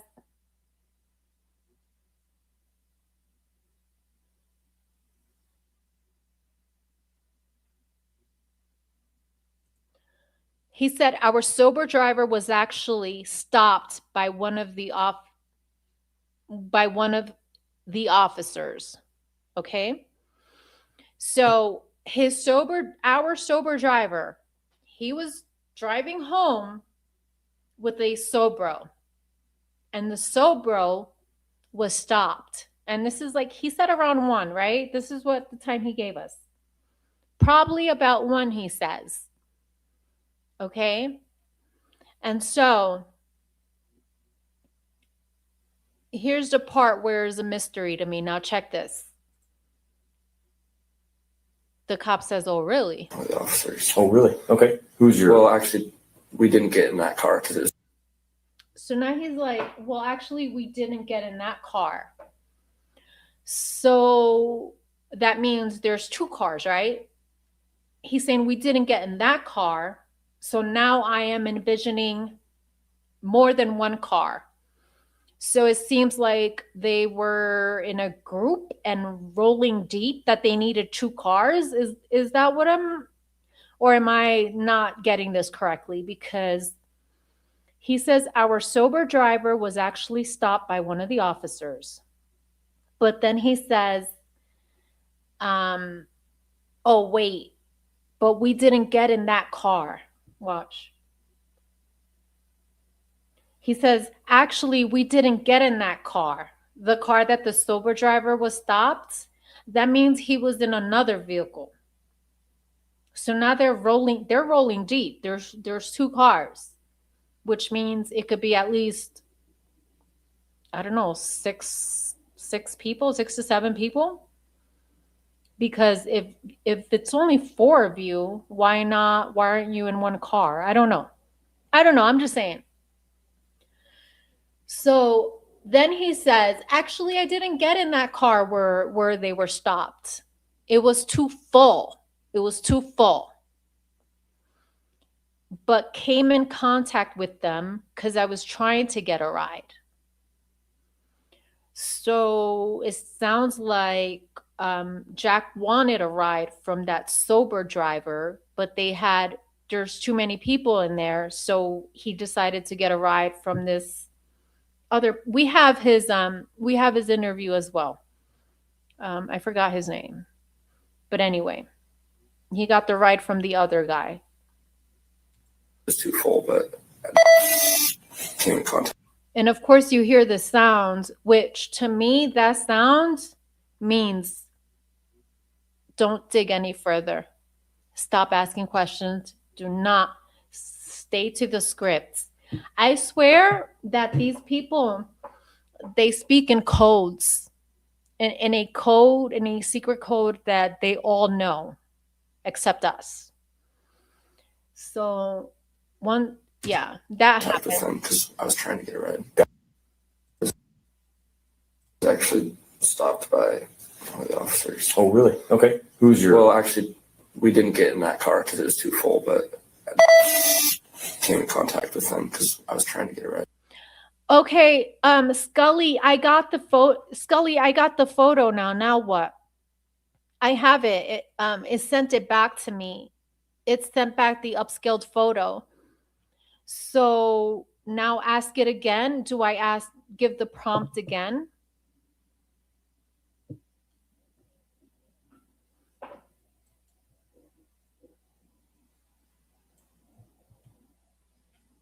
Should I say just please inspect the brown material? Please inspect the brown material.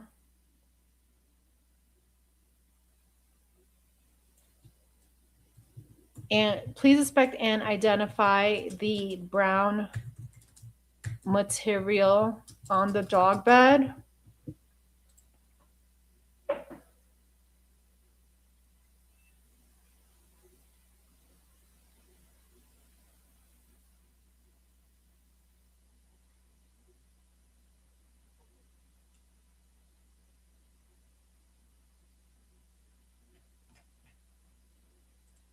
Okay, I'm doing that now. All right, let's continue. Gotcha. So how'd you end up getting home? Just another buddy came and picked us up. See Who is that? Do you mind me what I'm asking? saying? So okay. So check this out. So where is Jack at this point in time? Where are they situated?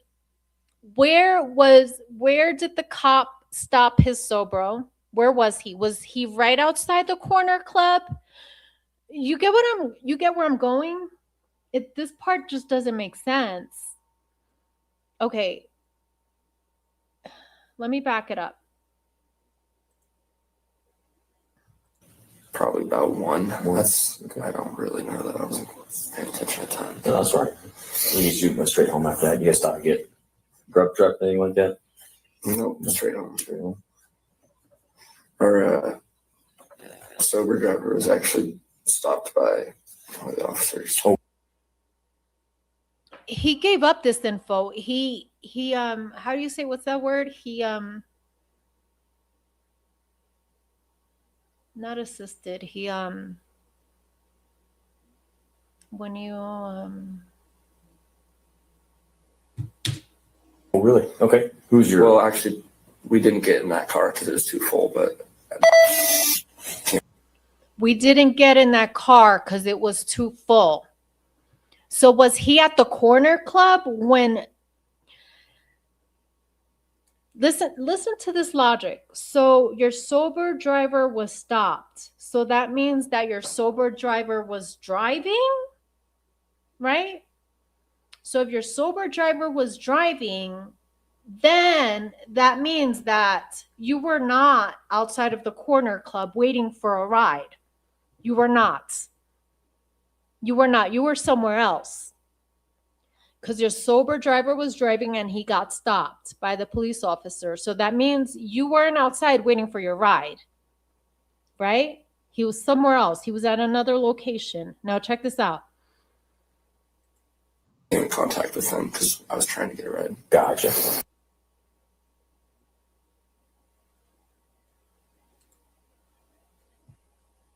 One of the officers. Oh, really? Okay. Who's your? Well, actually, we didn't get in that car because it was too full, but Actually, we didn't get in that car because it was too full, but came in contact with them because I was trying to get a ride. So was Jack on foot? Was Jack on foot walking home with his friend, with his buddy, and then came in contact with his sober driver and then was like, oh shit, we don't fit. So now let me get another ride. Are you guys understanding where I'm going from? I think this is important. Where exactly was Jack? Was he trying to take that walk home? Like, was he on foot when he came in contact with this sober driver that was stopped allegedly by the cops? Was he on foot or in another car? Like, what's going on here? And then he says that we didn't get in that car because it was too full, but I came in contact with them because I was trying to get a ride. Okay. And then he says, came in contact with him because I was trying to get a ride. Gotcha. So how'd you end up getting home? Just another. Then he says another buddy came and picked us up. Where did he pick you up from, though? That's the question. Where were you? You get what I'm saying? You couldn't have been at the corner club. You could not have been at the corner club if you came in contact with this sober bro that was stopped by the officers. You get what I'm saying? this sober driver that was driving and got stopped, and then you got in contact with them somehow, you came in contact with them somehow, that means you were not at the corner club. Where did your buddy pick you up from? Just another buddy came. So I guess we're gonna have to go to that interview. Peyton Rossi. Thank you. We're going to that interview. We're gonna find out where he was picked up. Okay? Thank you, Paula. I swear, like I'm actually intelligent. I just like my words. I don't know. When I'm live, it's like I get stuck. But he volunteered that information. Correct. So now we're going to the Peyton Rossi interview, okay? Give me 1 second. I'm gonna pull it up.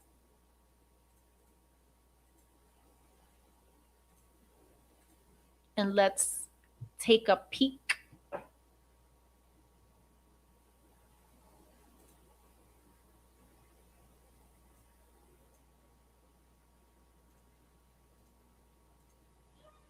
Okay, so we're going to go on to the Google Drive. And let's hear from Peyton Rossi. Where exactly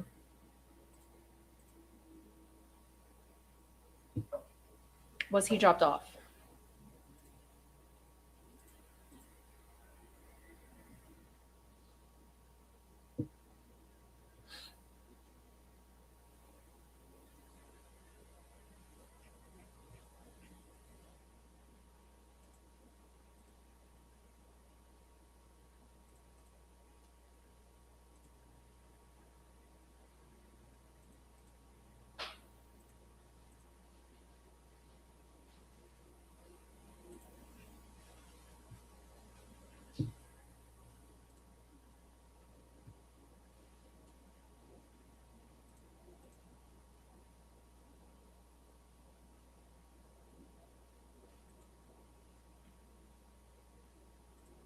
Okay, here we go.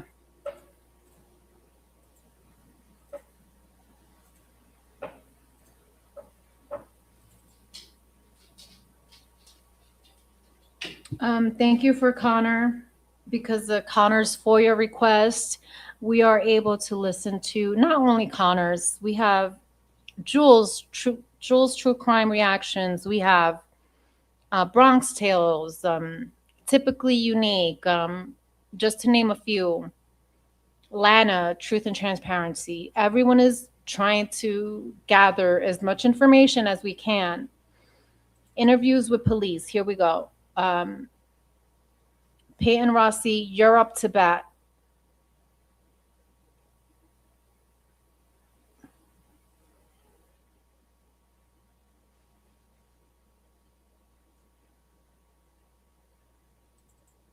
Oh, two Peytons in this too. I mean, there's twos of everything. There's twos of everything here, which, okay, here we go. Ready? That's it. Oh, shit! Get inside! Inside! Inside!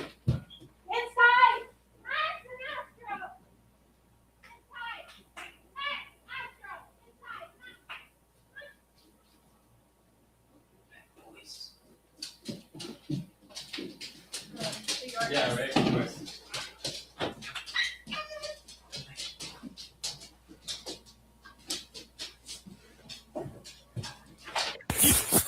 All right. I'm just gonna get some basic information about you real fast. Before we get started here. How's your day going? I'm scared.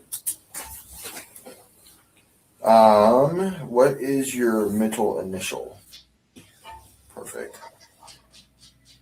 Yes, sir. You related in California? My grandparents lived there for a while. But, Really, which part? I think it was like San Jose Dispo, I want to say. Okay. I want my high school shop teacher. His last name, but I lived up in Northern California. So Gotcha. sweet. And are you the president right now of? Yes, sir. Okay, sweet. What is the address?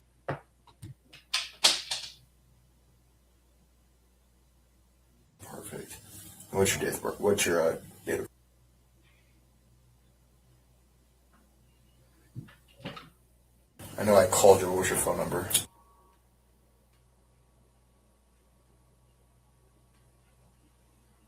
Yeah, I was one of the guys that just did the cop talks. You probably remember me. So Yeah.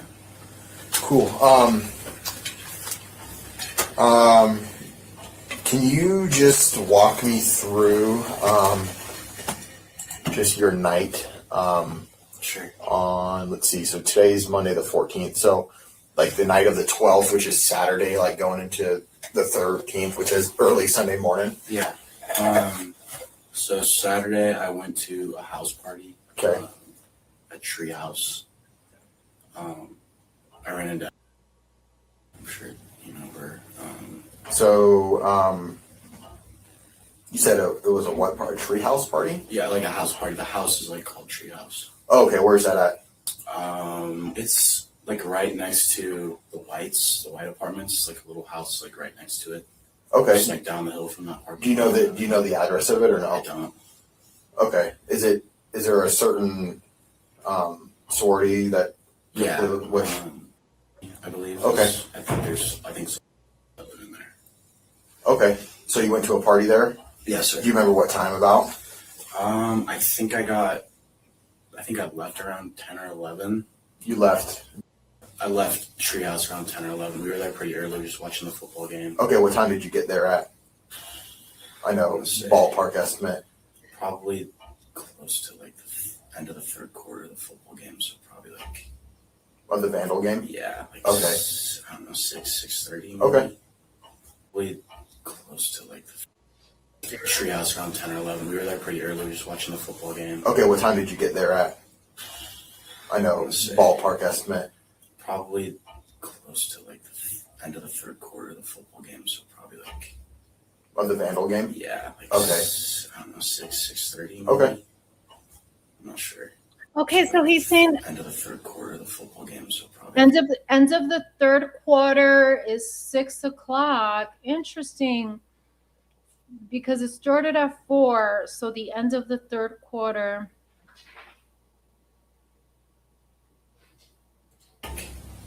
I know the game ended like by 9.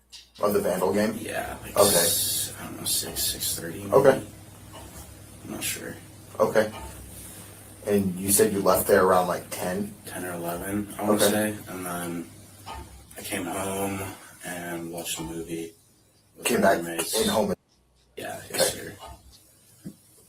Watched a movie with my roommate and then my buddy and his girlfriend. What, which roommate is that? Okay. Perfect. Mm-hmm. You said? Yes, sir. How do you spell that? Say the last ones again. The last letters. Okay. Okay. So it was Coeur, and who else? Okay. And then his girlfriend. I'm sure you don't know last name. I believe it's. It sounds like I think it's a K and a S. When you were at the house for the party, were you with anybody in particular, or? Oh yeah, I mean there was just a lot of fraternity sorority guys or sorority girls, fraternity guys just there hanging out. Was it all, or? No. Like I said, I saw her there and she's a. Okay. I saw her boyfriend there too. Who's her boyfriend? I think his name's Hunter Johnston. So, hang on one second. Hold on. Okay, hang on one second. Let me open up my timeline on the side, just because I need to see something. I apologize for the noise. My yard is getting done right now. So that's why I had to run out there before my yard guys get attacked by my dog by my dogs. Wait a second. So hang on, let me think right here. Okay. He's obviously bringing up Hunter Johnson. He's bringing up Hunter Johnson and Emily. However, Emily said that she didn't get home till after the game because Emily worked the game. According to her statements, she worked the game and she didn't get home until about 8:30. So let me listen to this again. Hang on, and I'm going to pull up my timeline. I think. When you were at the house for the party, were you with anybody in particular, or? Oh, yeah. I mean, there was just a lot of fraternity sorority guys, or sorority girls, fraternity guys just there hanging out. Was it all, or? No. Like I said, I saw her there, and she's a... Okay. I saw her boyfriend there, too. Who's her boyfriend? Listen, he said, I saw Emily there and I saw Hunter there too. Right? Yeah. Okay? Okay. And she was there with. Yeah, I'm not sure on the guy's actual name. It's okay, but it's her boyfriend? Yeah. Okay. Well, now he doesn't want. So you now just he saw doesn't her want to just say at the Hunter's party? name. Yeah, no, me and her talked for a while. Me and her are pretty good friends. Okay. That's kind of how I found out about. Now he doesn't want to say Hunter's name. Oh, I'm not too sure about his name. Hang on one second. We are backing this shit up. When you were at the house for the party, were you with anybody in particular, or?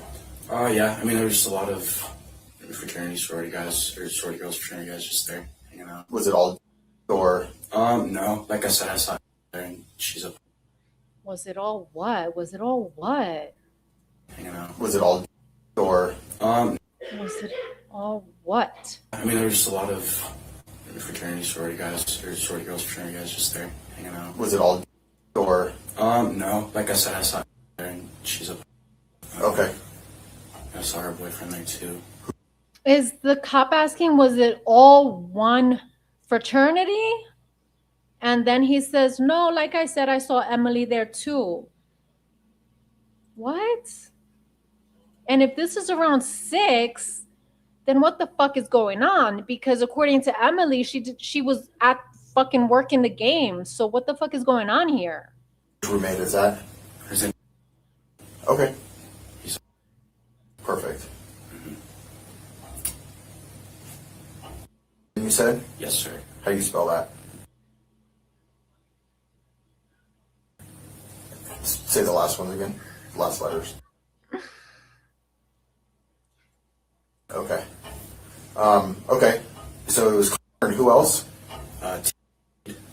And then his girlfriend. I'm sure you don't know last name. I believe it's... I think. When you were at the house for the party, were you with anybody in particular, or? Oh, yeah. I mean, there was just a lot of fraternity sorority guys, or sorority girls, fraternity guys just there hanging out. Was it all, or? No. Like I said, I saw her there, and she's a... Okay. I saw her boyfriend there, too. Who's her boyfriend? Hunter Johnson. I think his name's... Right? Yeah. And she was there with. Yeah, I'm not sure on the guy's actual name.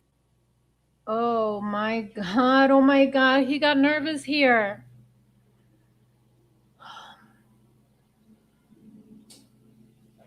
I think Hunter Johnson is, oh my God. He is climbing that list for me. He is climbing that list for me.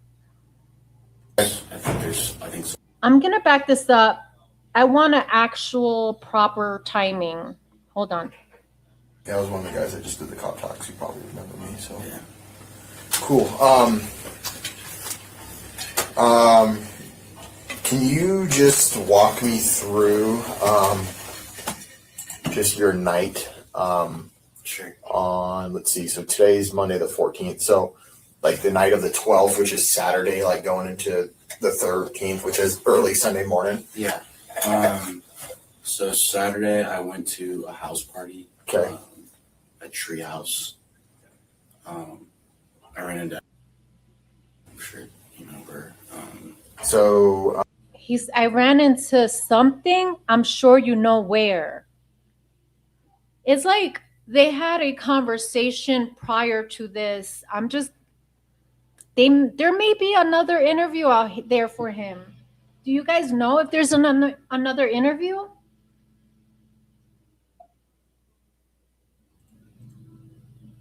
Yeah, that's what I'm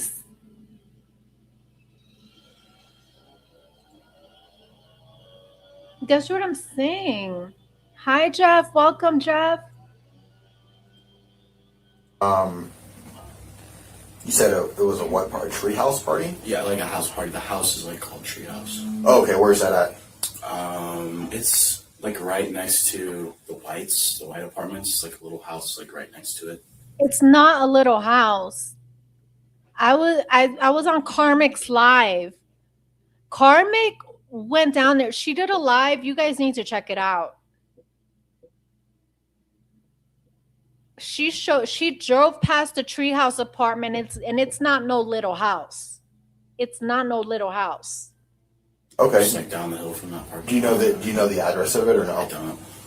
Okay. Is there a certain sorority that Yeah. which I believe. Okay. I think so. I live in there. Okay. So you went to a party there? Yes, sir. Do you remember what time about? I think I left around 10 or 11. So he left around 10 or 11 from that party at the treehouse. I left Treehouse around 10 or 11. We were there pretty early. We were just watching the football game. Okay, what time did you get there at? I know, ballpark estimate. Probably close to like the end of the third quarter of the football game. So probably like. Of the Vandal game? Yeah. Like okay. So my question would be, so they were at the game and then decided to go party here, or I don't know. But the point is, he arrived there around 6:30, okay? 6:30. Okay. I'm not sure. Okay. And you said you left there around like 10? 10 or 11, I want to say. And then I came home and watched a movie. Came back in home. Yeah, yes, sir. Watched a movie with my roommate and then my buddy and his girlfriend. What, which roommate is that? Okay. Perfect. Mm-hmm. You said? Yes, sir. How do you spell that? Say the last ones again. The last letters. Okay. Okay. So it was Coeur, and who else? Okay. And then his girlfriend. I'm sure you don't know last name. I believe it's. Okay. I think. So what's interesting to me here that around 6:30, now we're having people partying. There's this is university, whatever, dorms, sororities, frats. It's just a party town. So after the game, we have people partying at the treehouse, and at 6:30 is when he arrives. Now, on my timeline, at 6:00 is when Bethany, Xana, Maddie, Kaylee, and Dylan, all four of the roommates, all went to take a nap and set their alarms for 8 p.m. 6 p.m. is when Kai says he leaves around halftime of the Vandals football game with everyone, and then they go to the Whites. So you have Kai and everyone, I don't know who everyone is, says at 6 p.m. they go to the Whites. And at this same time, we have Bethany, Xana, Maddie, and Kaylee and Dylan, according to Supplemental 90. Supplemental 90 says that they take a nap at 6 p.m. and set alarms for 8 p.m. Okay? So that's an important timeline here. So while all of this partying is happening, we got the roommates going to sleep and taking a nap at 6 p.m. Does that make sense? That shit don't make sense to me. When you were at the house for the party, were you with anybody in particular, or? Oh yeah, I mean there was just a lot of fraternity sorority guys or sorority girls, fraternity guys just there hanging out. Was it all, or? No, like I said, I saw her there and she's a. Okay. I saw her boyfriend there too. Who's her boyfriend? I think his name's. Right. Yeah. Okay. And she was there with. Look at his hand. Yeah, I'm not sure. Oh boy. When they bring up Hunter, look at him get nervous. I think his name's. Right. Yeah. Okay. And she was there with. Yeah, I'm not sure. She was there with Hunter. Oh, yeah, I'm not now you don't know? Be for real. Be for real right now. Sure on the guy's actual name. It's okay. It's okay, but it's her boyfriend. Yeah. Okay. So check this out. Let's look at Emily's timeline. So Emily says that at 8:30 p.m. First of all, she says she left the football game. She left the football game when it ended, right? No, she didn't say when it ended. She just says, I left the football game. She didn't specifically says she left it at a certain time. But since she worked it, I'm sure that's easily attainable. Her hours, if she worked it, it's got to be on record. Right? But then she says in her interview, this is in her interview with MPD, she says that at 8:30 p.m., she gets home. Emily doesn't say anything about partying it up in the treehouse with this dude and Hunter Johnson. They don't say that at all. She says, in fact, she says Emily arrives home and says Josie, Hunter Johnson, Lyndon Beck, they all went to sleep early because they were planning to go to the lodge party. So at 8:30, they're sleeping. So now think about this. We have the group at 1112 King Road, falling asleep at 6, taking a nap at 6, setting alarms at 8. Then we have another group at the Whites saying that they're going to sleep at 8:30 p.m. So right when the 11122 group wake up at 8, Emily and the Whites go to sleep. And then we have a group at the treehouse still there partying it up. Does that make sense? Absolutely not. Because they're all friends, right? Technically, they're all friends. What's happening here? Kai, Bethany's your girlfriend. So let's go there. Kai Davis, you left the Vandals game and went to party it up at the Whites while Bethany's asleep, while Bethany's at 1122 sleeping, taking a nap. Hell to the fucking no. Something's wrong here. So you just saw her just at the party? Yeah, no, me and her talked for a while. Me and her are pretty good friends. Okay. That's kind of how I found out about Xana. So Okay. Was that the only gal that was there? that I noticed. That you noticed? Okay. Okay, so you said you came back between 10 and 11. Yes, You were watching a movie with your and his girlfriend, and then what happened after that? I went to bed, and then I ended up going and picking up 3 seniors from the club around 2, I want to say. Okay.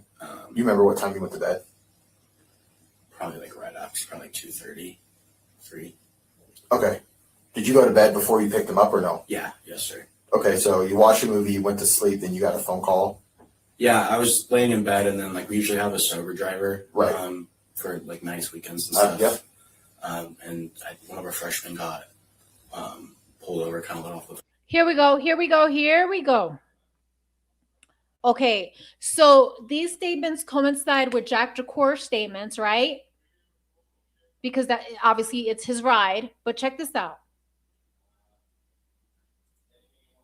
Laying in bed, and then like we usually have a sober driver, Right. For like nice weekends and stuff. Yep. And one of our freshmen got pulled over, kind of let off with a warning. He wasn't like driving his own car. Right. Okay, so a freshman wasn't driving his car, and he got let off with a warning. So he just came home. I told him, "Don't worry about it." So he just came home. Now, this is the kid that Jack DeCour says was pulled over. The sober driver was pulled over, so we didn't get in that car. The sober driver was pulled over. We didn't get in that car, right? All right. Now, Peyton Rossi is saying that freshman guy, so he just came home. I told him, don't worry about it. Came home like they lived together? Came home like what? And one of our freshmen got pulled over, kind of let off with a warning. He wasn't like driving his own car. Right. So he just came home. I told him. He just came home. Bro, this freshman lives with Peyton Rossi. No freaking way. That other sober driver lives with Peyton Rossi. He just came home. I told him, Don't worry about rides or anything. Don't worry about rides or anything. For the rest of the night, I don't want you to get trouble or anything. Right. And then. So you kind of took over that role for the night then? Yeah, I just picked up. So he just came. I guess the timeline is different. The timeline is missing. At what time did this freshman get to your house? Who is he in fact your roommate? Like, does he live with you? Because you said he just came home. Let me see his hand movements. Hang on. Yep. And one of our freshmen got. You see his hand movements? Check it. One of our freshmen got Pulled over, kind of let off with a warning. He wasn't like driving his own car. It seems like he's being truthful here with his statements. He's being truthful. Like he's even doing the car movement. You know what I'm saying? Now check it. Right. So he just came home. I told him, don't worry about it. And one of our freshmen got pulled over, kind of let off with a warning. He wasn't like driving his own car. Right. So he just came home. I told him, don't So he just came home. worry about rides or anything like for the rest of the night. I don't want you to get trouble or anything. Right. And then. So you kind of took over that role for the night then? Yeah, I just picked up.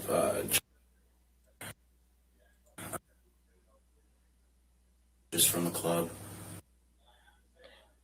Oh my God. Oh my God. He said he picked up Jack DeCour from the club.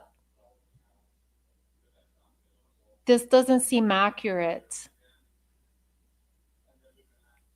This is not accurate because Jack DeCour, his statement says that the sober driver was pulled over by the cops. And then Jack DeCour says, yeah, but we didn't get in that car. Yeah, but we didn't get in that car. And then Jack DeCour says, I made contact with him. So you're telling me the cops pulled over this freshman right in front of the corner club? That doesn't make sense. Really? So the kid wasn't even driving. The kid wasn't even driving. He was just parked at the corner club and got pulled over by the cops? No.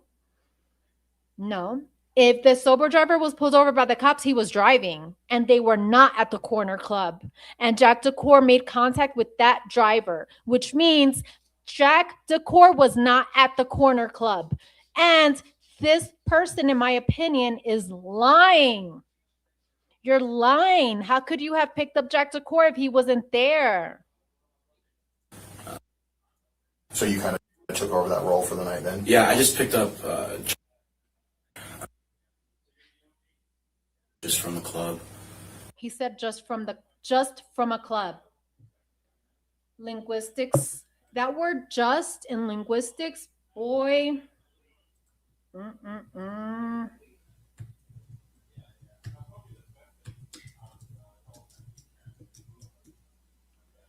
So, what just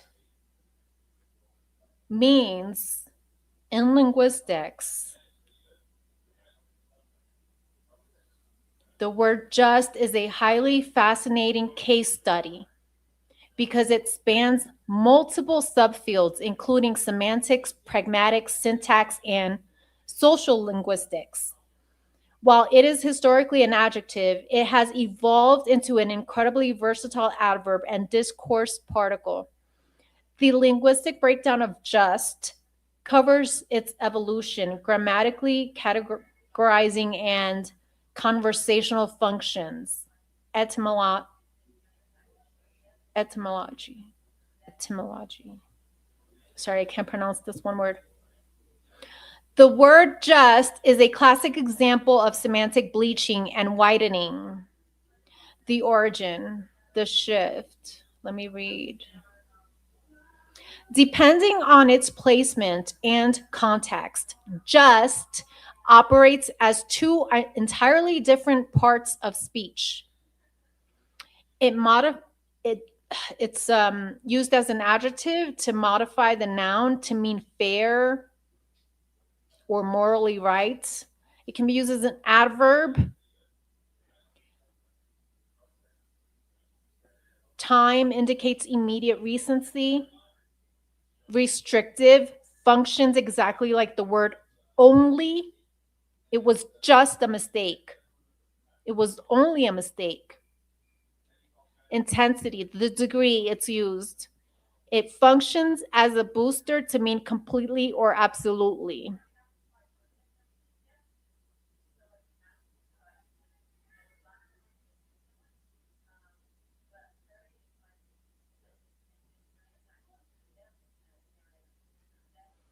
Anyway, when used purely to soften tone or fill space, for example, it's like just down the road. When used to mean fair or exactly, speakers rarely reduce the word. They give it full acoustic weight.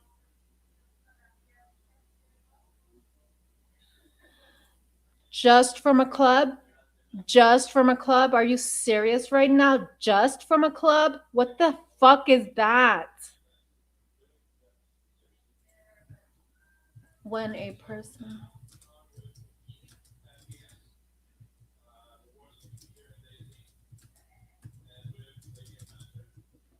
Just from a club? What the fuck is just from a club? That sounds deceptive.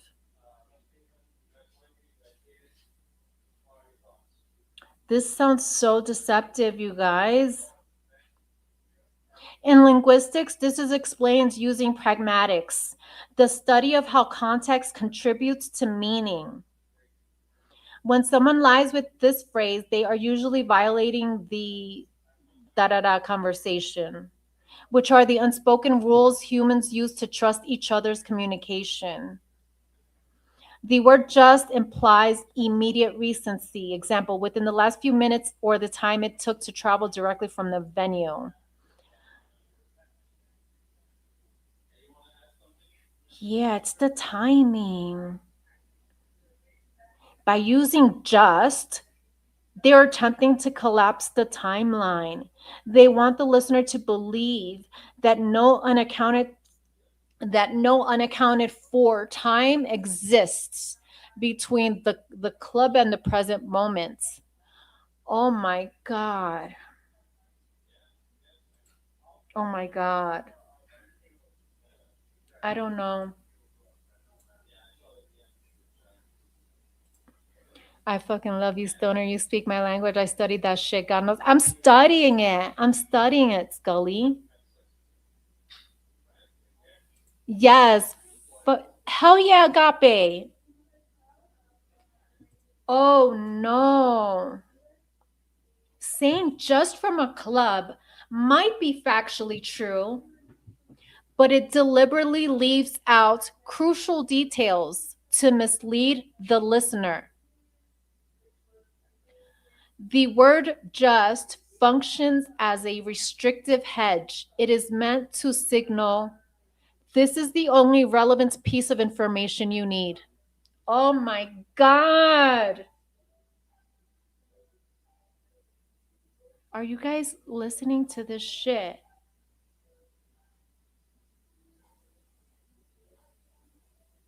Oh my God. I can't. Anyway, you can Google this, whatever. This shit, something's wrong here.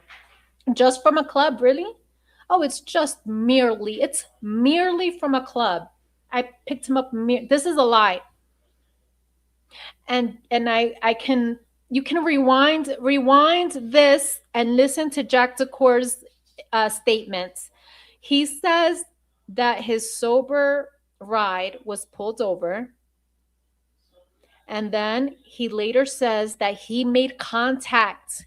He made contact with that sober driver who is a freshman. He made contact with him. So that means Jack DeCour was not at the club. He was not at the club. If that freshman was pulled over by the police, there's no way he was pulled over while parked at the club. How does that make sense? That freshman, is there a report on that freshman? Does anyone know? Like, is there like a police report of that when he got pulled over? Because that can give us a proper timeline too. Jack DeCour said he made contact with that sober driver. And then he says, not that car, which could mean several cars, not just one. He said that car. We didn't get into that car because that car was full, he says. He says, we didn't get into that car because that car was full. And then he says, I made contact with that driver. So that tells me that he was not at the corner club. And this Peyton guy is literally telling us that he picked up Jack from the club. From a club. Was it the corner club? Which club? Which club did you pick him up from? Just from a club, huh? Trouble or anything. Right. And then, So you kind of took over that role for the night then? yeah, I just picked up just from the club. Just from a club. You said? Yeah. Now, you notice how his hands are like, while he was giving a statement that appeared to be truthful, in my opinion. While he was giving a statement that appeared to be truthful, he was doing a lot of this. He was doing a lot of this, a lot of this, a lot of that. Now, homeboy has his hands still. You guys noticing that?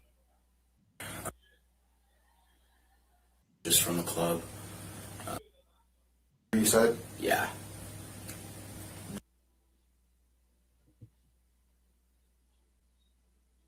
And who else? Just those three, sir. Sorry.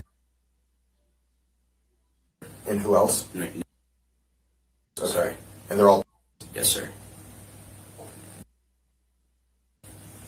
Okay, you picked them three up at the club? Yes, sir. Okay. From the club. They don't, excuse me. He doesn't emphasize which club. Yes, sir. Okay, you picked them three up at the club? Yes, sir. Okay. And then what happened when you picked them up from the club? I just drove them home and dropped them off. Did you guys all leave the vehicle together to go back in the house, or Did anybody? They live at I think it's interesting how he went for some water during that specific questioning. Is that nervousness or what? What do you guys think? Okay, you picked them three up at the club. Yes, sir. Okay. And then what happened when you picked them up from the club? I just drove them home and dropped them off. Did you guys all leave the vehicle together to go back in the house, or did anybody? They live at an outhouse, sir. I should have been clear. Okay, where do they live at? They live at a place called. It's on King Street. Okay. It's right across. Anyway, that's all I wanted to check. I'm gonna stop this. I'm gonna end the live on that note. There's so much shit here that no one understands.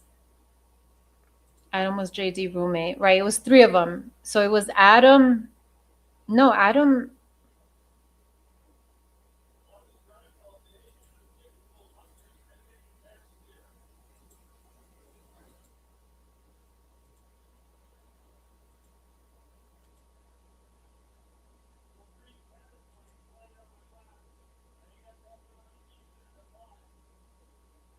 Who's in pain? Who's in pain here?